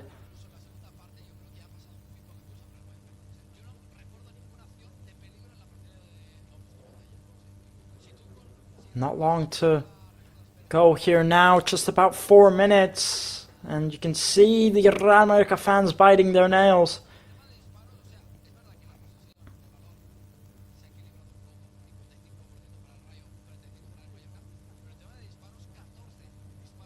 So now Grumbau, he is back up on his feet, and he will be okay.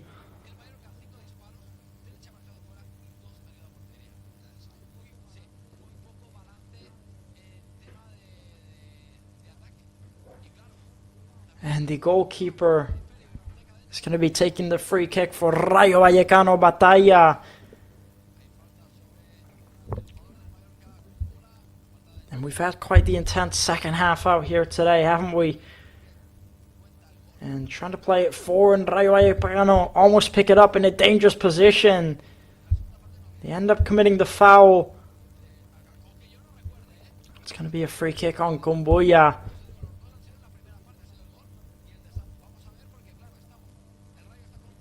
So now Martin Valgent driving forward.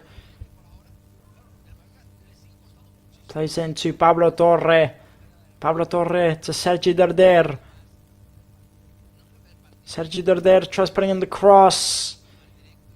And just not good enough. Not enough height on that cross.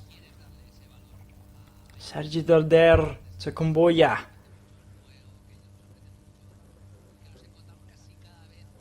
Here's Martin Valgent. Martin Valgent to Javi Abres. Here's Javi Abres. He tries putting in the cross into that second post. And there's no one there. And he does well, Giambigili, to get the corner kick for his side.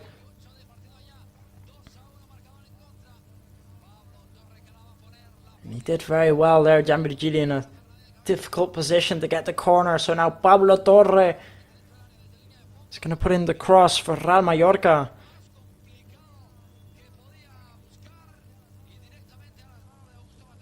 So now putting in the cross, Pablo Torre. It falls again to Pablo Torre. He's going to try and put in the cross, but it goes right into the hands of Batalla. And a dangerous effort there wasted for Real Mallorca.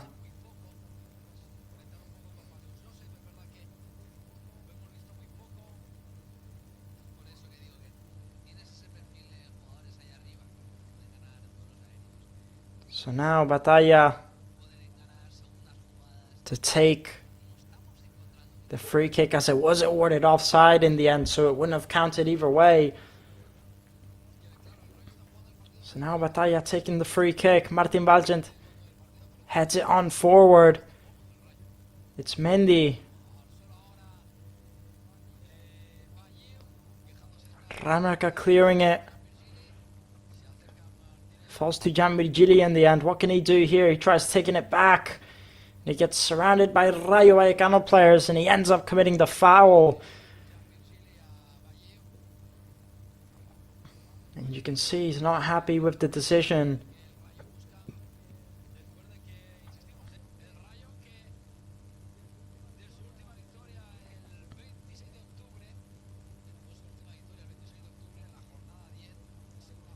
So now Rayo Vallecano with the free kick in the 89th minute. The foul committed on Bayu. And still waiting to see how many minutes of extra time are going to get added on here.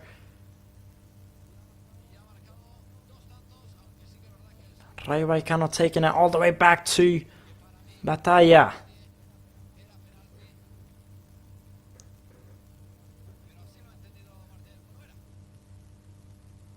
And clearing it forward. Batalla is going to come out. He gets on the edge of it. And there's going to be 5 minutes added on of extra time in the end. So 5 minutes for Real Mallorca to try and get an equalizer. The ball rolls out of play. It's going to be a throw-in for Rayo Vallecano.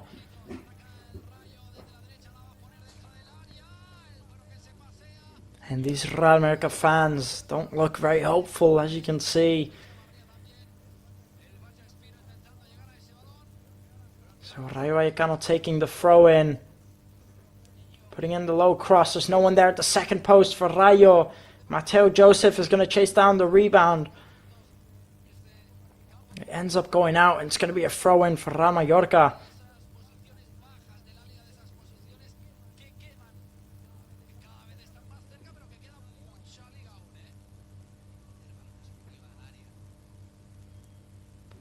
So now 91 minutes in here now, and Real Mallorca looking for something, for any type of chance to make it happen. Playing it into Mateo Joseph. He tries to turn around. He does get the throw-in in the end. It's well defended by Legione. They take it quickly. Here's Mateo Joseph. He's going to try putting in the cross. It's gone out. It's going to be a corner kick for Real Mallorca. So now Real Mallorca potentially to make something from this. Leo Roman is coming up to get on the cross. And he's going to go by the goalkeeper.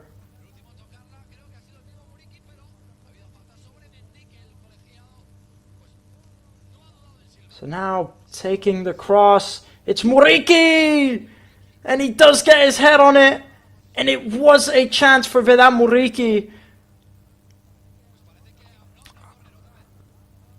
And the referee has awarded another corner kick.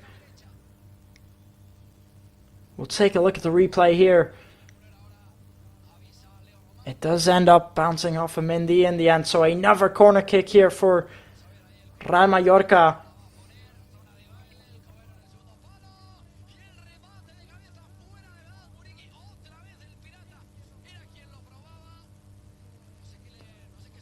So now, Sergi there to put in the cross. Getting on the edge of it! What a chance for Vedat Muriqi again! And he sends it over the crossbar. And what a chance that was there for Vedat Muriqi, the Pirate. Oh, dear me.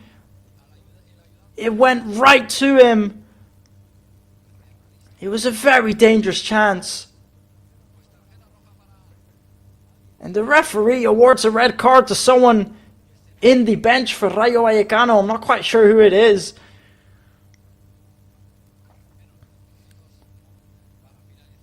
I believe it's an assistant manager of some sort. And what chance that was there to get the equalizer for Vedat Muriqi. The corner. The cross, it fell perfectly for him. It's rare we ever see Vedat Muriqi miss those ones. Now here come Rayo Vallecano down the right hand side with 1 minute left. Just trying to tick down the time. And they end up committing the foul, Rayo Mallorca.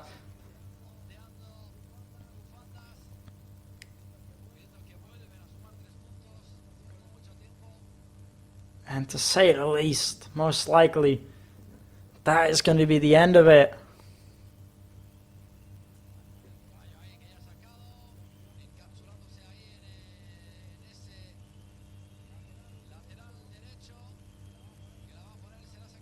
You can just see the look on the faces of the Rayo Mallorca fans.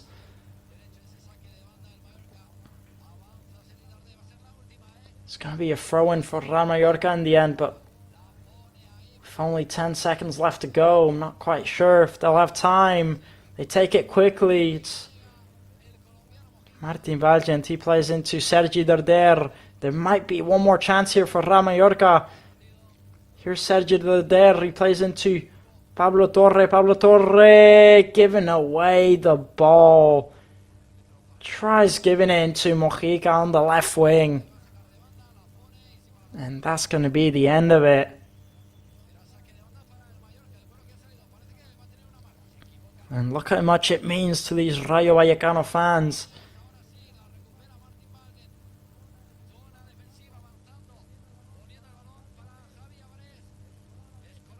It ends up being a throw-in to Rayo Mallorca. They take it quickly. And Sergi Darder just losing it there.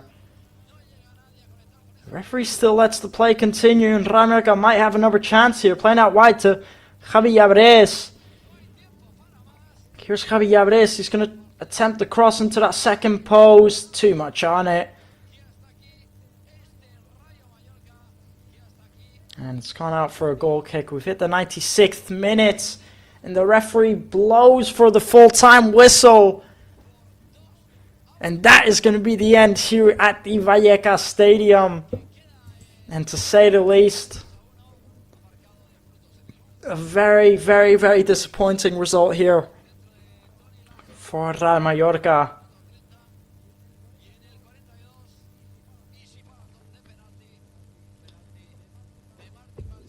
In the first 4 minutes, the first goal from Jorge de Frutos to take the lead for Rayo. Good build-up play, poor defensive awareness from Rayo Mallorca.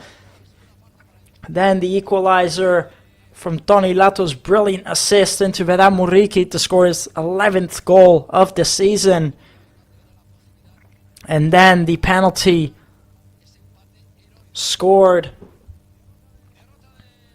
from the penalty area spot by Isi in the 42nd minute. And then, of course, the red card awarded for Carlos Valentin in the 80th minute.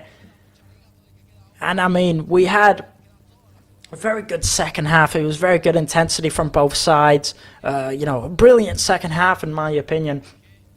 Rayo Mallorca, they almost had the chance there to equalize in the end with Vedat Muriqi with those two corners. It was good intensity, but the thing that let down Rayo Vallecano the most is that first half. That first goal in the first 4 minutes. It's just really poor defensive awareness.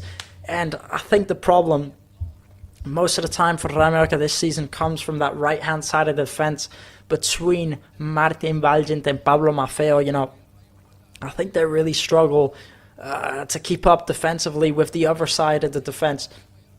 I think Kumbuya played all right, replacing Antonio Arroyo, who's out injured today. I think Johan Mojica, he's been fairly consistent this season with defensive displays. He has had one or two bad matches, but I think he's been pretty consistent out there this season. And I think, again, the first half just let Rayo Vallecano down. Their defensive awareness, they let it down a little bit. Conceding the 2 goals. The first goal, it's a good play from Rayo. They did play well offensively. Still, Rayo Vallecano should be doing better on the defense to let in the first goal. In the first 4 minutes, they really should be working on that. They did respond very well, Rayo Vallecano. Offensively, they created quite a few chances out there today. They were very good offensively. Tony Lato, Vedat Muriqi, Jamir Gili, and Antonio Sanchez, they did create some good chances. They did look pretty good. Offensively, it was positive. And then in the second half, it was also positive. The response from going 2-1 down, it was still very good. Now for me, the penalty awarded from the referee, by Juan Martinez, the referee, just for me, it's never a penalty. I think Rayo Vallecano are very unlucky. I think Martin Valgent is very unlucky to concede that penalty. The cross from Garcia into Jorge de Frutos, the cross was going at about the height of Martin Valgent's chest, right? He's in front of the ball. Jorge de Frutos is behind him. There's no possible chance that ball can go through. It's going at his chest. It's going to hit him. Martin Valgent clears it, and then even after that, he slightly touches, with his fingers, maybe I think it's on his eye or on his face, just like that. And the referee awards a penalty for that. And I just think it was a really, really poor decision. I was very surprised at that decision from the referee. And, I think in 1,000 other different occasions and 1,000 other different matches, that's never a penalty.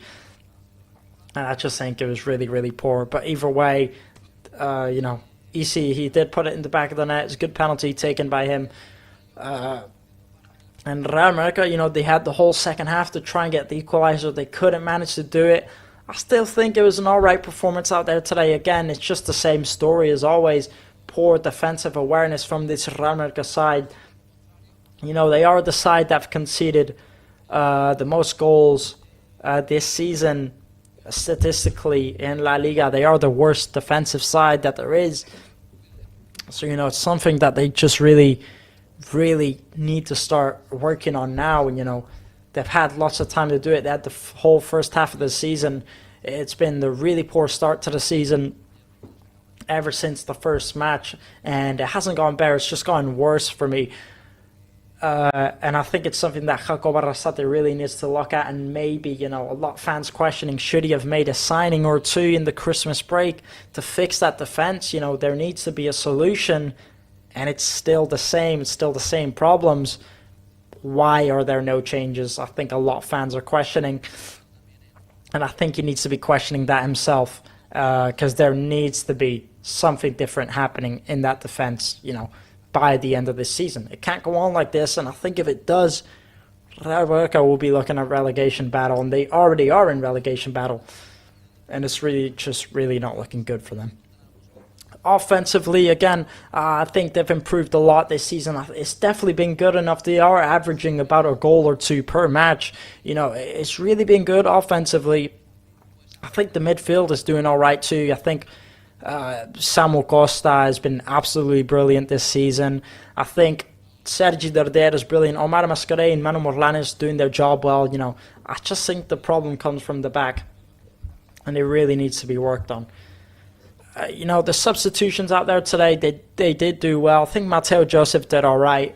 He didn't do brilliant, But, you know, he got on, he got a few tackles. I think Pablo Torre, Sergi Derder, I think they made a lot of difference to help push the team forward more offensively. They did help play from at the back quite well. But again, you know, it wasn't crazy. It wasn't good. It was just all right substitutions. You didn't see that much of a difference. Abdon, Prats, and Javi Abres, we didn't see much from them. And again, that Rayo side, I think they played good today. I think on the break, when they get the ball, they're very, very quickly to go on the attack, and they're very, very dangerous when they do it.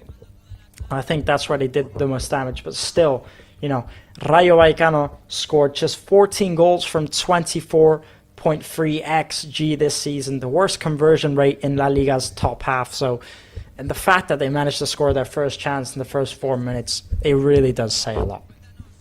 Now, that is going to be the end of today's live stream from me. You know, another week, another poor performance last week. You know, it was a really poor result and a poor performance. I think the performance today was a lot better, but again, still no result, and that's what really matters, is getting a good result.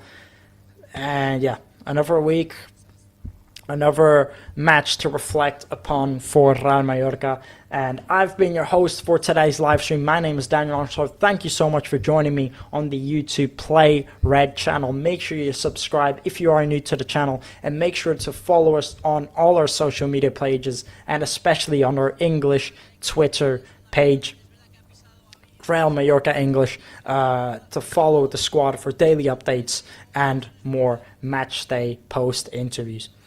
Now, thank you so much for joining me today. Everyone have the good rest of the day, and we will see you next week here on the YouTube Play Red channel. Everyone have a good day.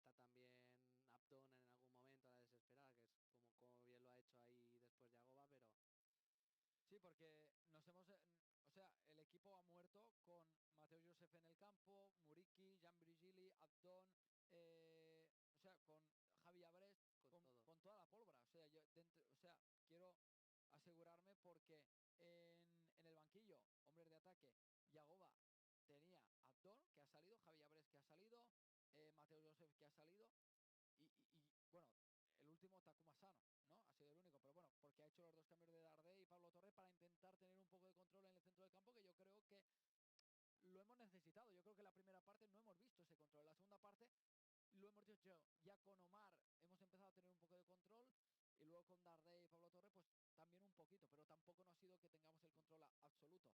Eh, no sé qué crees que le ha faltado al equipo, porque con un jugador menos no se ha acercado a portería. Es verdad que Mateo Joseph no hemos podido conectar mucho con él.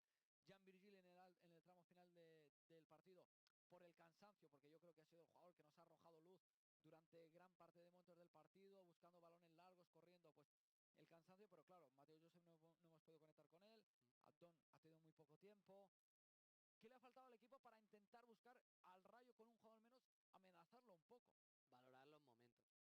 Yo creo que así como el Rayo ha interpretado muy bien los momentos del partido, yo creo que el Mallorca, como tú bien decías, en esos momentos donde parecía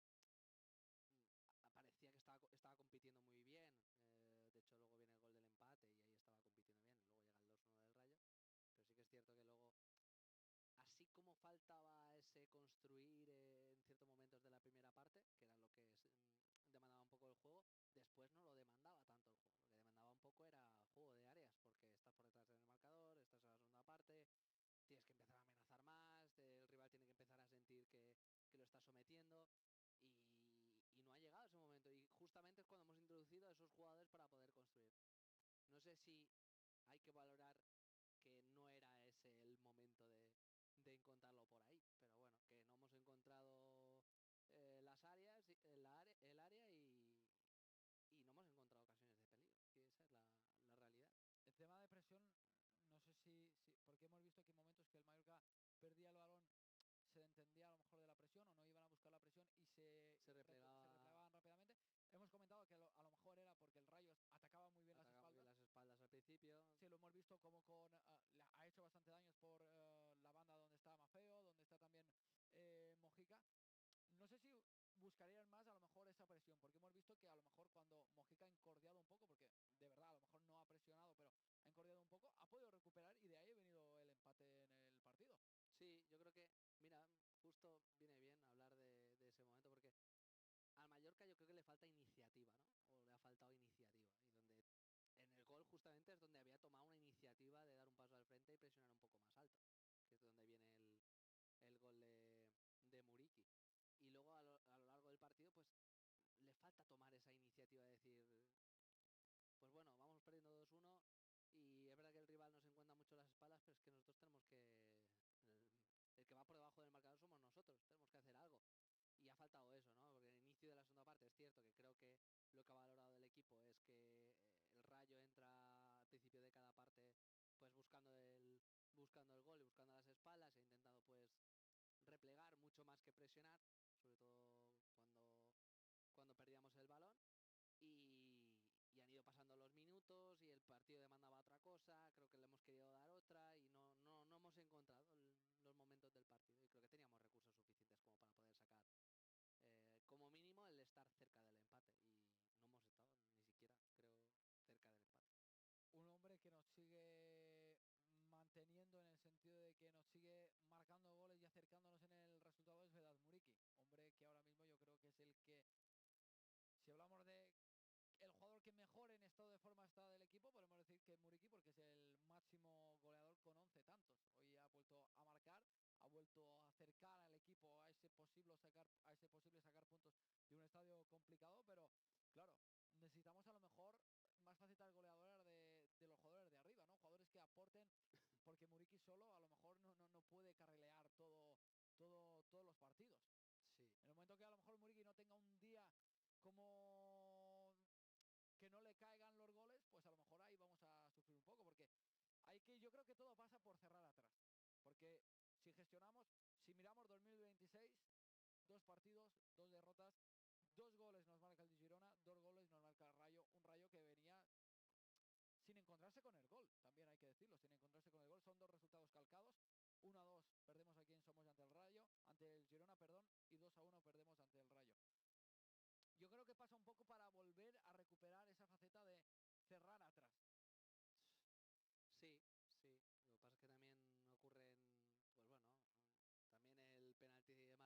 sí, también. Es complicado, verdad que ya nos habían metido un gol encontrándonos las espaldas, que para mí es un problema que se repitió un poco de la semana anterior contra el Girona, pero el Girona no nos encontraba las espaldas porque no es un equipo que suele correr. Y hoy pues nos hemos encontrado un equipo que suele correr, les hemos dado las primeras ventajas en cuanto a salida de balón y les hemos dado muchísima facilidad para encontrar. Tenemos a Yagoba, perdona, vamos a escucharlo.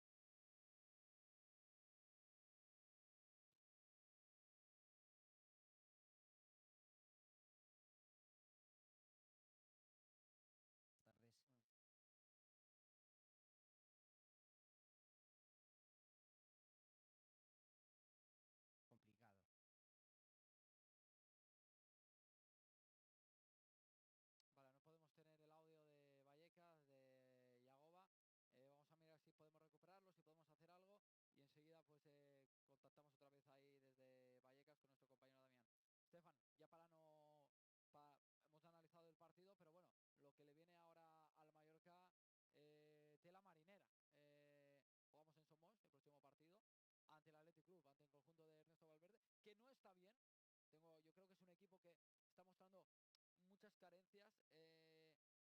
Creo que no es el mismo Athletic Club que nos encontramos a lo mejor a principio de temporada, todo y que el Mallorca en ese partido lo compite, porque perdemos 2-1. Pero es un Athletic Club que ahora mismo, si hablamos en la clasificación, se encuentra octavo y sus últimos 5 partidos son malos,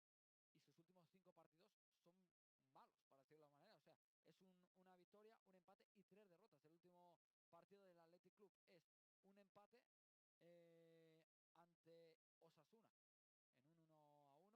Es verdad que el último partido que juega es el de Supercopa de España, que el Barcelona pues le gana muy fácilmente, pero yo creo que es un Athletic Club que también viene mal, tal vez. Podríamos decir, es a lo mejor el mejor momento para enfrentarnos al Athletic Club, porque no está bien, o también el peor momento, porque es un equipo que viene con urgencias y tiene necesidades. Pero es que nosotros también las tenemos.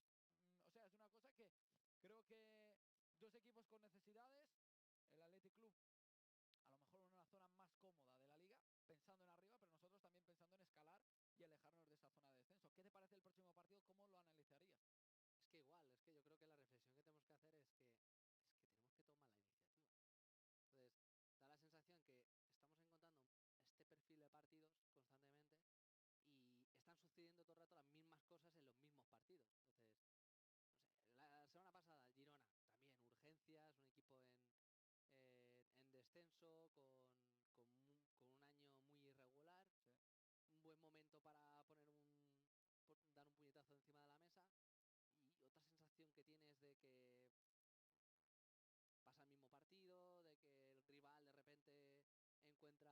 repente se encuentra bien, poco a poco se va encontrando bien, y luego pues saben gestionar El resultado mejor, y los momentos del mejor, partido. mejor los momentos del partido de acuerdo a sus urgencias, Sí. sin ser el mejor No, equipo, totalmente. porque no pueden ser el mejor equipo en este momento por las circunstancias que son. Luego, otra vez, vamos a visitar bueno, vamos a jugar contra el Athletic de Bilbao, que también va a ser, creo que, un partido con un equipo que con unas urgencias máximas, y el equipo pues tiene que tomar la iniciativa de la situación, del momento en el que está, pero creo que es un discurso que repetimos mucho, ¿no? Sí, el Athletic Club que ahora miraba, y es que el 13 juega Copa del Rey, el martes. El martes juega Copa del Rey, nos encontraremos también un equipo cansado. Yo creo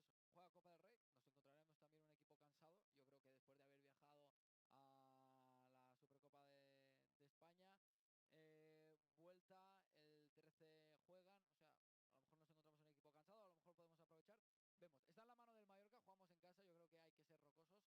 Ahí es donde podemos meterle mano y aprovecharlo, porque luego el próximo partido es ante el Atlético de Madrid, ahí en el Civitas Metropolitano, y va a ser un partido también complicado y duro. Stefan, No quiero ver más el calendario. no, mejor no mirar. Es mejor, yo creo, ir partido a partido y ir viendo qué pasa, porque es verdad que si empiezas a mirar el calendario, pues ya te digo, Athletic Club, Atlético de Madrid, Sevilla, Barcelona, Betis, Celta. O sea, es que realmente yo creo que en las segundas vueltas es cuando todo se complica y cuando se deciden las cosas, porque es verdad que en la primera vuelta puedes más o menos ver dónde estará un equipo, dónde estará otro, pero en la segunda vuelta te puede cambiar totalmente todo, porque el año pasado lo vimos con el Valencia. Un equipo que todos o muchos daban por descendido y en la segunda vuelta hizo posiciones de competiciones europeas. Sí, bueno. Hizo una vuelta de competición europea, totalmente, ganando y salvándose. Por eso digo que yo creo que es en las segundas vueltas equipos que creías muerto resucitan, equipos que a lo mejor no han competido en toda la temporada empiezan a competir y empiezan a sacar puntos de todos los rivales, y es cuando todo se estrecha y es cuando todo se complica. Ahí es donde nosotros tenemos que empezar a activarnos y hay que empezar a jugar todos los partidos como si fuera una final. Sí. Es que no hay más, yo creo que es así, ¿no, Estefan? Es que hay que tomarse los partidos o las semanas con la importancia que la tienen. Porque al final creo que todos sentimos y lo vemos desde... no hace falta estar muy cerca del equipo, sino los aficionados lo sienten también. Sienten que el partido ante el Girona... Era una final. Una final, entre comillas. La afición sentía y todos sentíamos que era un partido muy importante. Sí. Pero muy importante para ver qué rumbo cogemos. Y ahora también, o sea, este partido del Rayo también está subrayado. Entonces, hay que tomarse las semanas, creo, con la importancia que tienen. Y ahora los partidos que vienen, pues, no quieres ver el calendario que vienen de los próximos 8 partidos, pero ahora hay que tomarse de todos los partidos con la intención de intentar ganarlos independientemente del rival Del que rival sea. que sea, efectivamente. Y es lo que hay. O sea, Sin mirar es el lo que nombre, hay. sí, totalmente. Es lo que hay, es donde te ha llevado la situación, es el momento emergente del equipo y ya está, ya no te puedes ir, por ejemplo, al Calderón y perder 1-0 y cuando salgas del partido, bueno, este partido era normal que lo Sí. perdiéramos. No, es No, que ahora necesitamos ganar. sí, yo creo que el punto, a ver, da igual, yo siempre digo lo mismo, yo creo que, y el Mallorca lo ha demostrado, ¿no? Que muchas veces da igual el rival contra quien te enfrentes, que siempre tienes que competirle y siempre tienes que intentar sacar el punto. Es verdad que cuando juegas contra Barcelona, Madrid, Atlético de Madrid, Villarreal, pues dices, bueno, un tropiezo, pues a lo mejor pues es lo más normal, para decirlo de alguna manera, ¿no? Pero ¿por qué no? O sea, yo creo que hay que enfocar los partidos sin mirar el nombre, sin mirar los jugadores que habrá en el terreno. Por supuesto que luego tienen la calidad que desbordan, ¿no? Pero yo creo que hay que afrontar las semanas y cada partido como si fuera una final, sin que que no quiero que se me malinterprete, ¿no? No estamos en una final ni queda mucha segunda Eso vuelta, es. queda muchísimo aún, queda muchísimo y pueden pasar mil cosas. Pero yo creo que es lo que dices, lo decimos, ¿no? Enfocar cada partido siendo una final y empezar encerrando atrás la portería, que no te marquen tantos goles y buscar más hacia adelante. No hay más. Creo que, a ver, no es tan fácil porque si fuera tan fácil todos los equipos lo harían, ¿no? Vengo a decir que siempre hay cosas a mejorar y siempre hay cosas que ver, pero es la situación ahora mismo, ganar y volver a ganar y no hay más. Además, yo creo que el aficionado mallorquín o mallorquinista es muy inteligente. Eh, Esto lo hemos vivido tantas veces. Creo que lo más regular que hemos vivido son momentos como Sí. estos. Y creo que lo entiende. Entiende perfectamente lo importante que es ahora sumar y lo que tenemos que hacer todos en nuestro papel es sumar al máximo que podamos. Sabiendo que y reconociendo los problemas que estamos teniendo. Pero yo creo que hoy, por ejemplo, ves Vallecas lleno y ves la grada visitante del Mallorca llena. Es decir, estamos hablando que No, hay la afición nunca 100 falla. aficionados en Vallecas Totalmente. con la situación del equipo. Creo que es una cosa que se tiene que valorar muchísimo, porque creo que ellos entienden muy bien de la importancia de los partidos en este momento. Pues Estefan, mira, no te voy a enredar más. No sé si tenemos la rueda de prensa de Íñigo Pérez. Vale, perdón, sí, es verdad eso. El de la de Yagoba primero, y luego Íñigo. Vale, perfecto. Bueno, Estefa, pues gracias por estar aquí con nosotros. Gracias a vosotros también. Ha sido un placer. Vamos a mantener cartelón de esperando protagonistas. Ya os digo, estamos intentando poder conectar con Vallecas, con los protagonistas del Mallorca. Hay problemas de cobertura, por lo tanto, estamos a la espera y enseguida que tengamos protagonistas, conectamos y vamos con ellos, ¿vale? Venga, compañeros, gracias.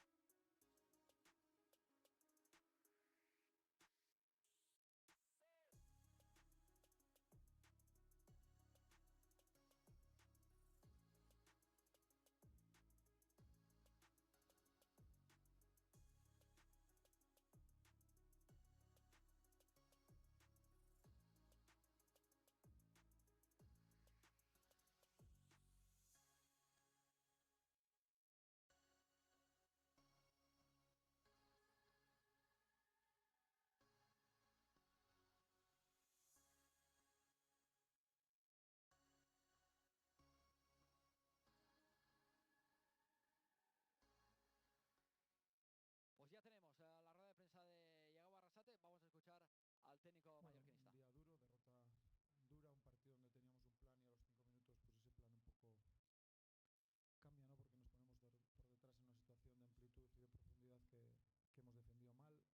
Nos cuesta, pues digamos, meternos en el partido, poco a poco vamos a más, hacemos el empate y el 2-1 es verdad que nos duele mucho, ¿no? Y el segundo tiempo, pues bueno, no hemos empezado bien, poco a poco creo que hemos ido jugando más en campo rival, pero no hemos tomado buenas decisiones, sobre todo al final cuando ellos se han quedado con 10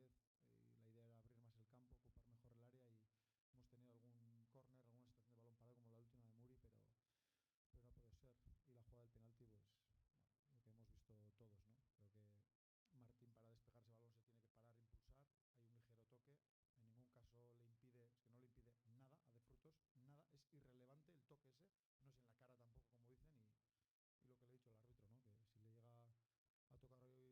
Creo que Martín para despejarse el balón se tiene que parar, impulsar, hay un ligero toque, en ningún caso le impide, es que no le impide nada a De Frutos, nada, es irrelevante el toque ese, no es en la cara tampoco como dicen y lo que le he dicho al árbitro, ¿no? Que si le llega a tocar hoy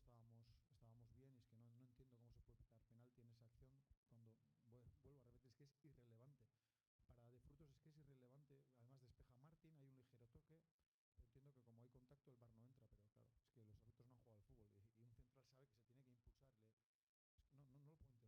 César Mateo para Diario de Mallorca.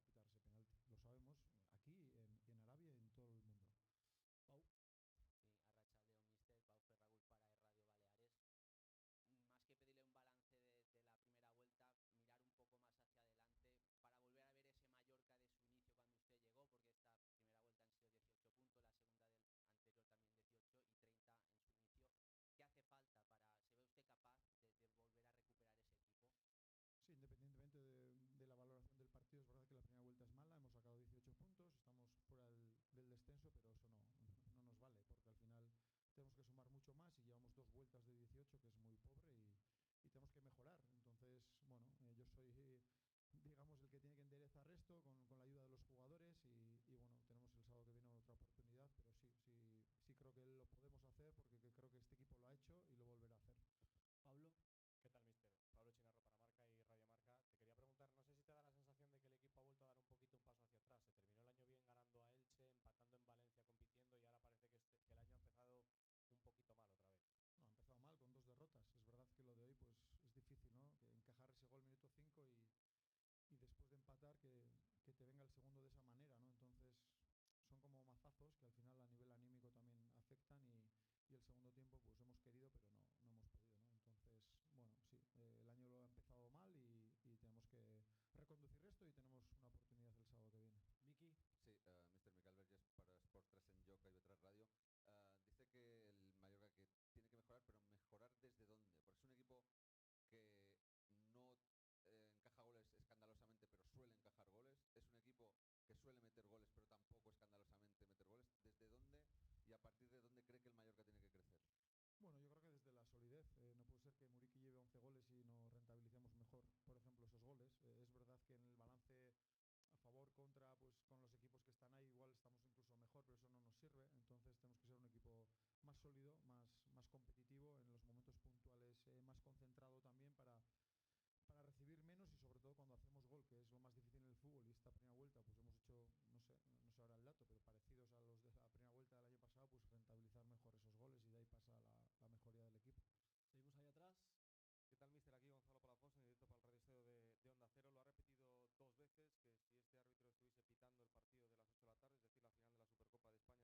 que si este árbitro estuviese pitando el partido de las 8 de la tarde, es decir, la final de la Supercopa de España entre Barcelona y Real Madrid, que ese penalti no lo pita. ¿Cree que la diferencia de criterio es uno de los problemas que tienen de verdad que subsanar los árbitros y el comité de cara a lo que resta de temporada?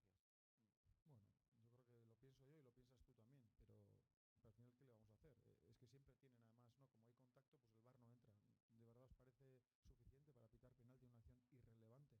Pero bueno, hoy soy yo, otra semana será otro y tampoco quiero que esto sea una excusa y el Mallorca ha perdido por esto, tal, el entrenador se queja, tal. Estoy diciendo que hacia dónde va el fútbol y por qué hay 2 criterios, porque todos sabemos que hoy algunas situaciones parecidas se van a permitir y se van a pitar solo las evidentes. Las grises no se van a pitar hoy a las 8.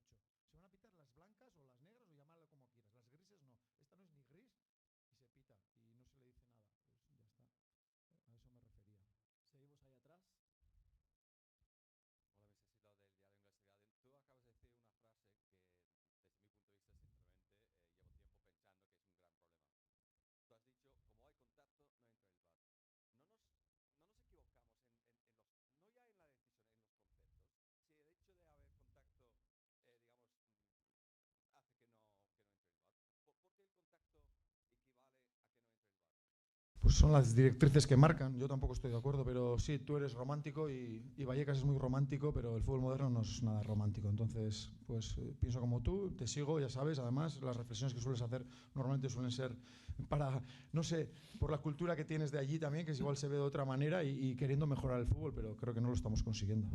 Seguimos aquí. Hola, Diego, muy buenas. Óscar Ejido de la cadena SER. Desde que se queda el Rayo con 10 jugadores, ¿qué os ha faltado para conseguir el empate? Porque daba la impresión de que le costaba al Mallorca incluso llegar a la portería. Sí, más allá de que ellos han defendido bien, nosotros no hemos tenido criterio y no hemos tenido paciencia, ¿no? La idea era mover por dentro para llegar por fuera, pero hemos estado muy precipitados, hemos fallado pases con...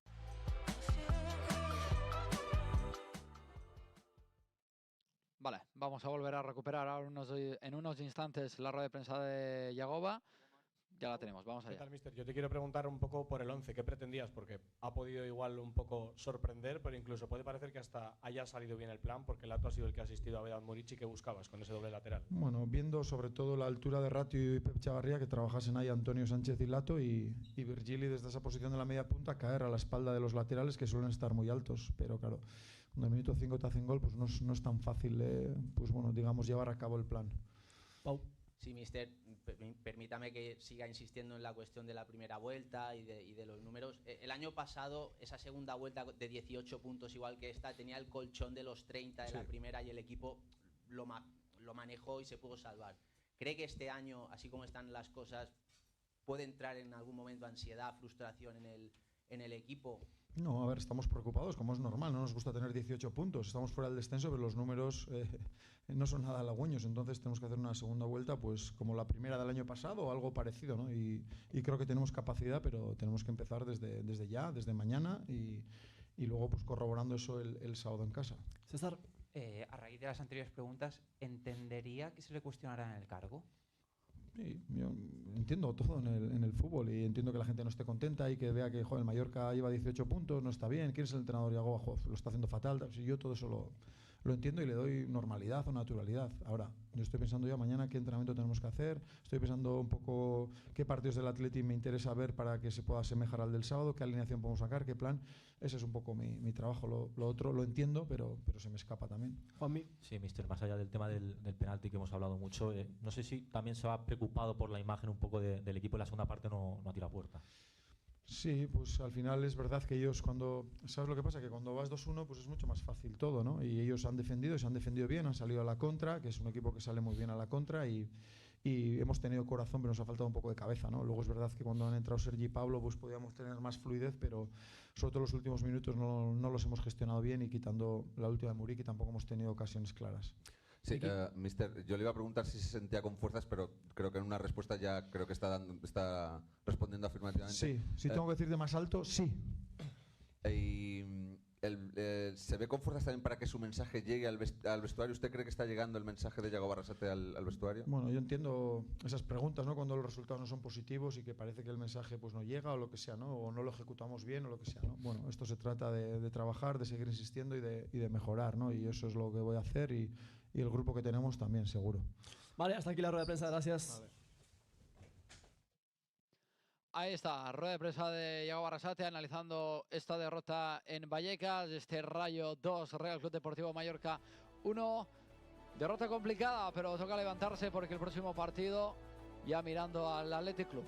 Muchas gracias por estar aquí con nosotros en este super domingo que hemos arrancado con el partido del filial, con la victoria del Mallorca B delante del Manacor. El Mallorca B que se posa primer de la tercera red después d'aquesta victòria per 4-1 i acabam amb aquesta derrota del Mallorca davant del Rayo Vallecano. No ha pogut ser el ple de victòries en clau mallorquinista, però el proper partit ja mirant a l'Athletic Club. Gràcies de veres per estar aquí i passar nosaltres aquest diumenge a Ferrada i ens veiem en el proper partit. Gràcies i sort. Visca el Mallorca.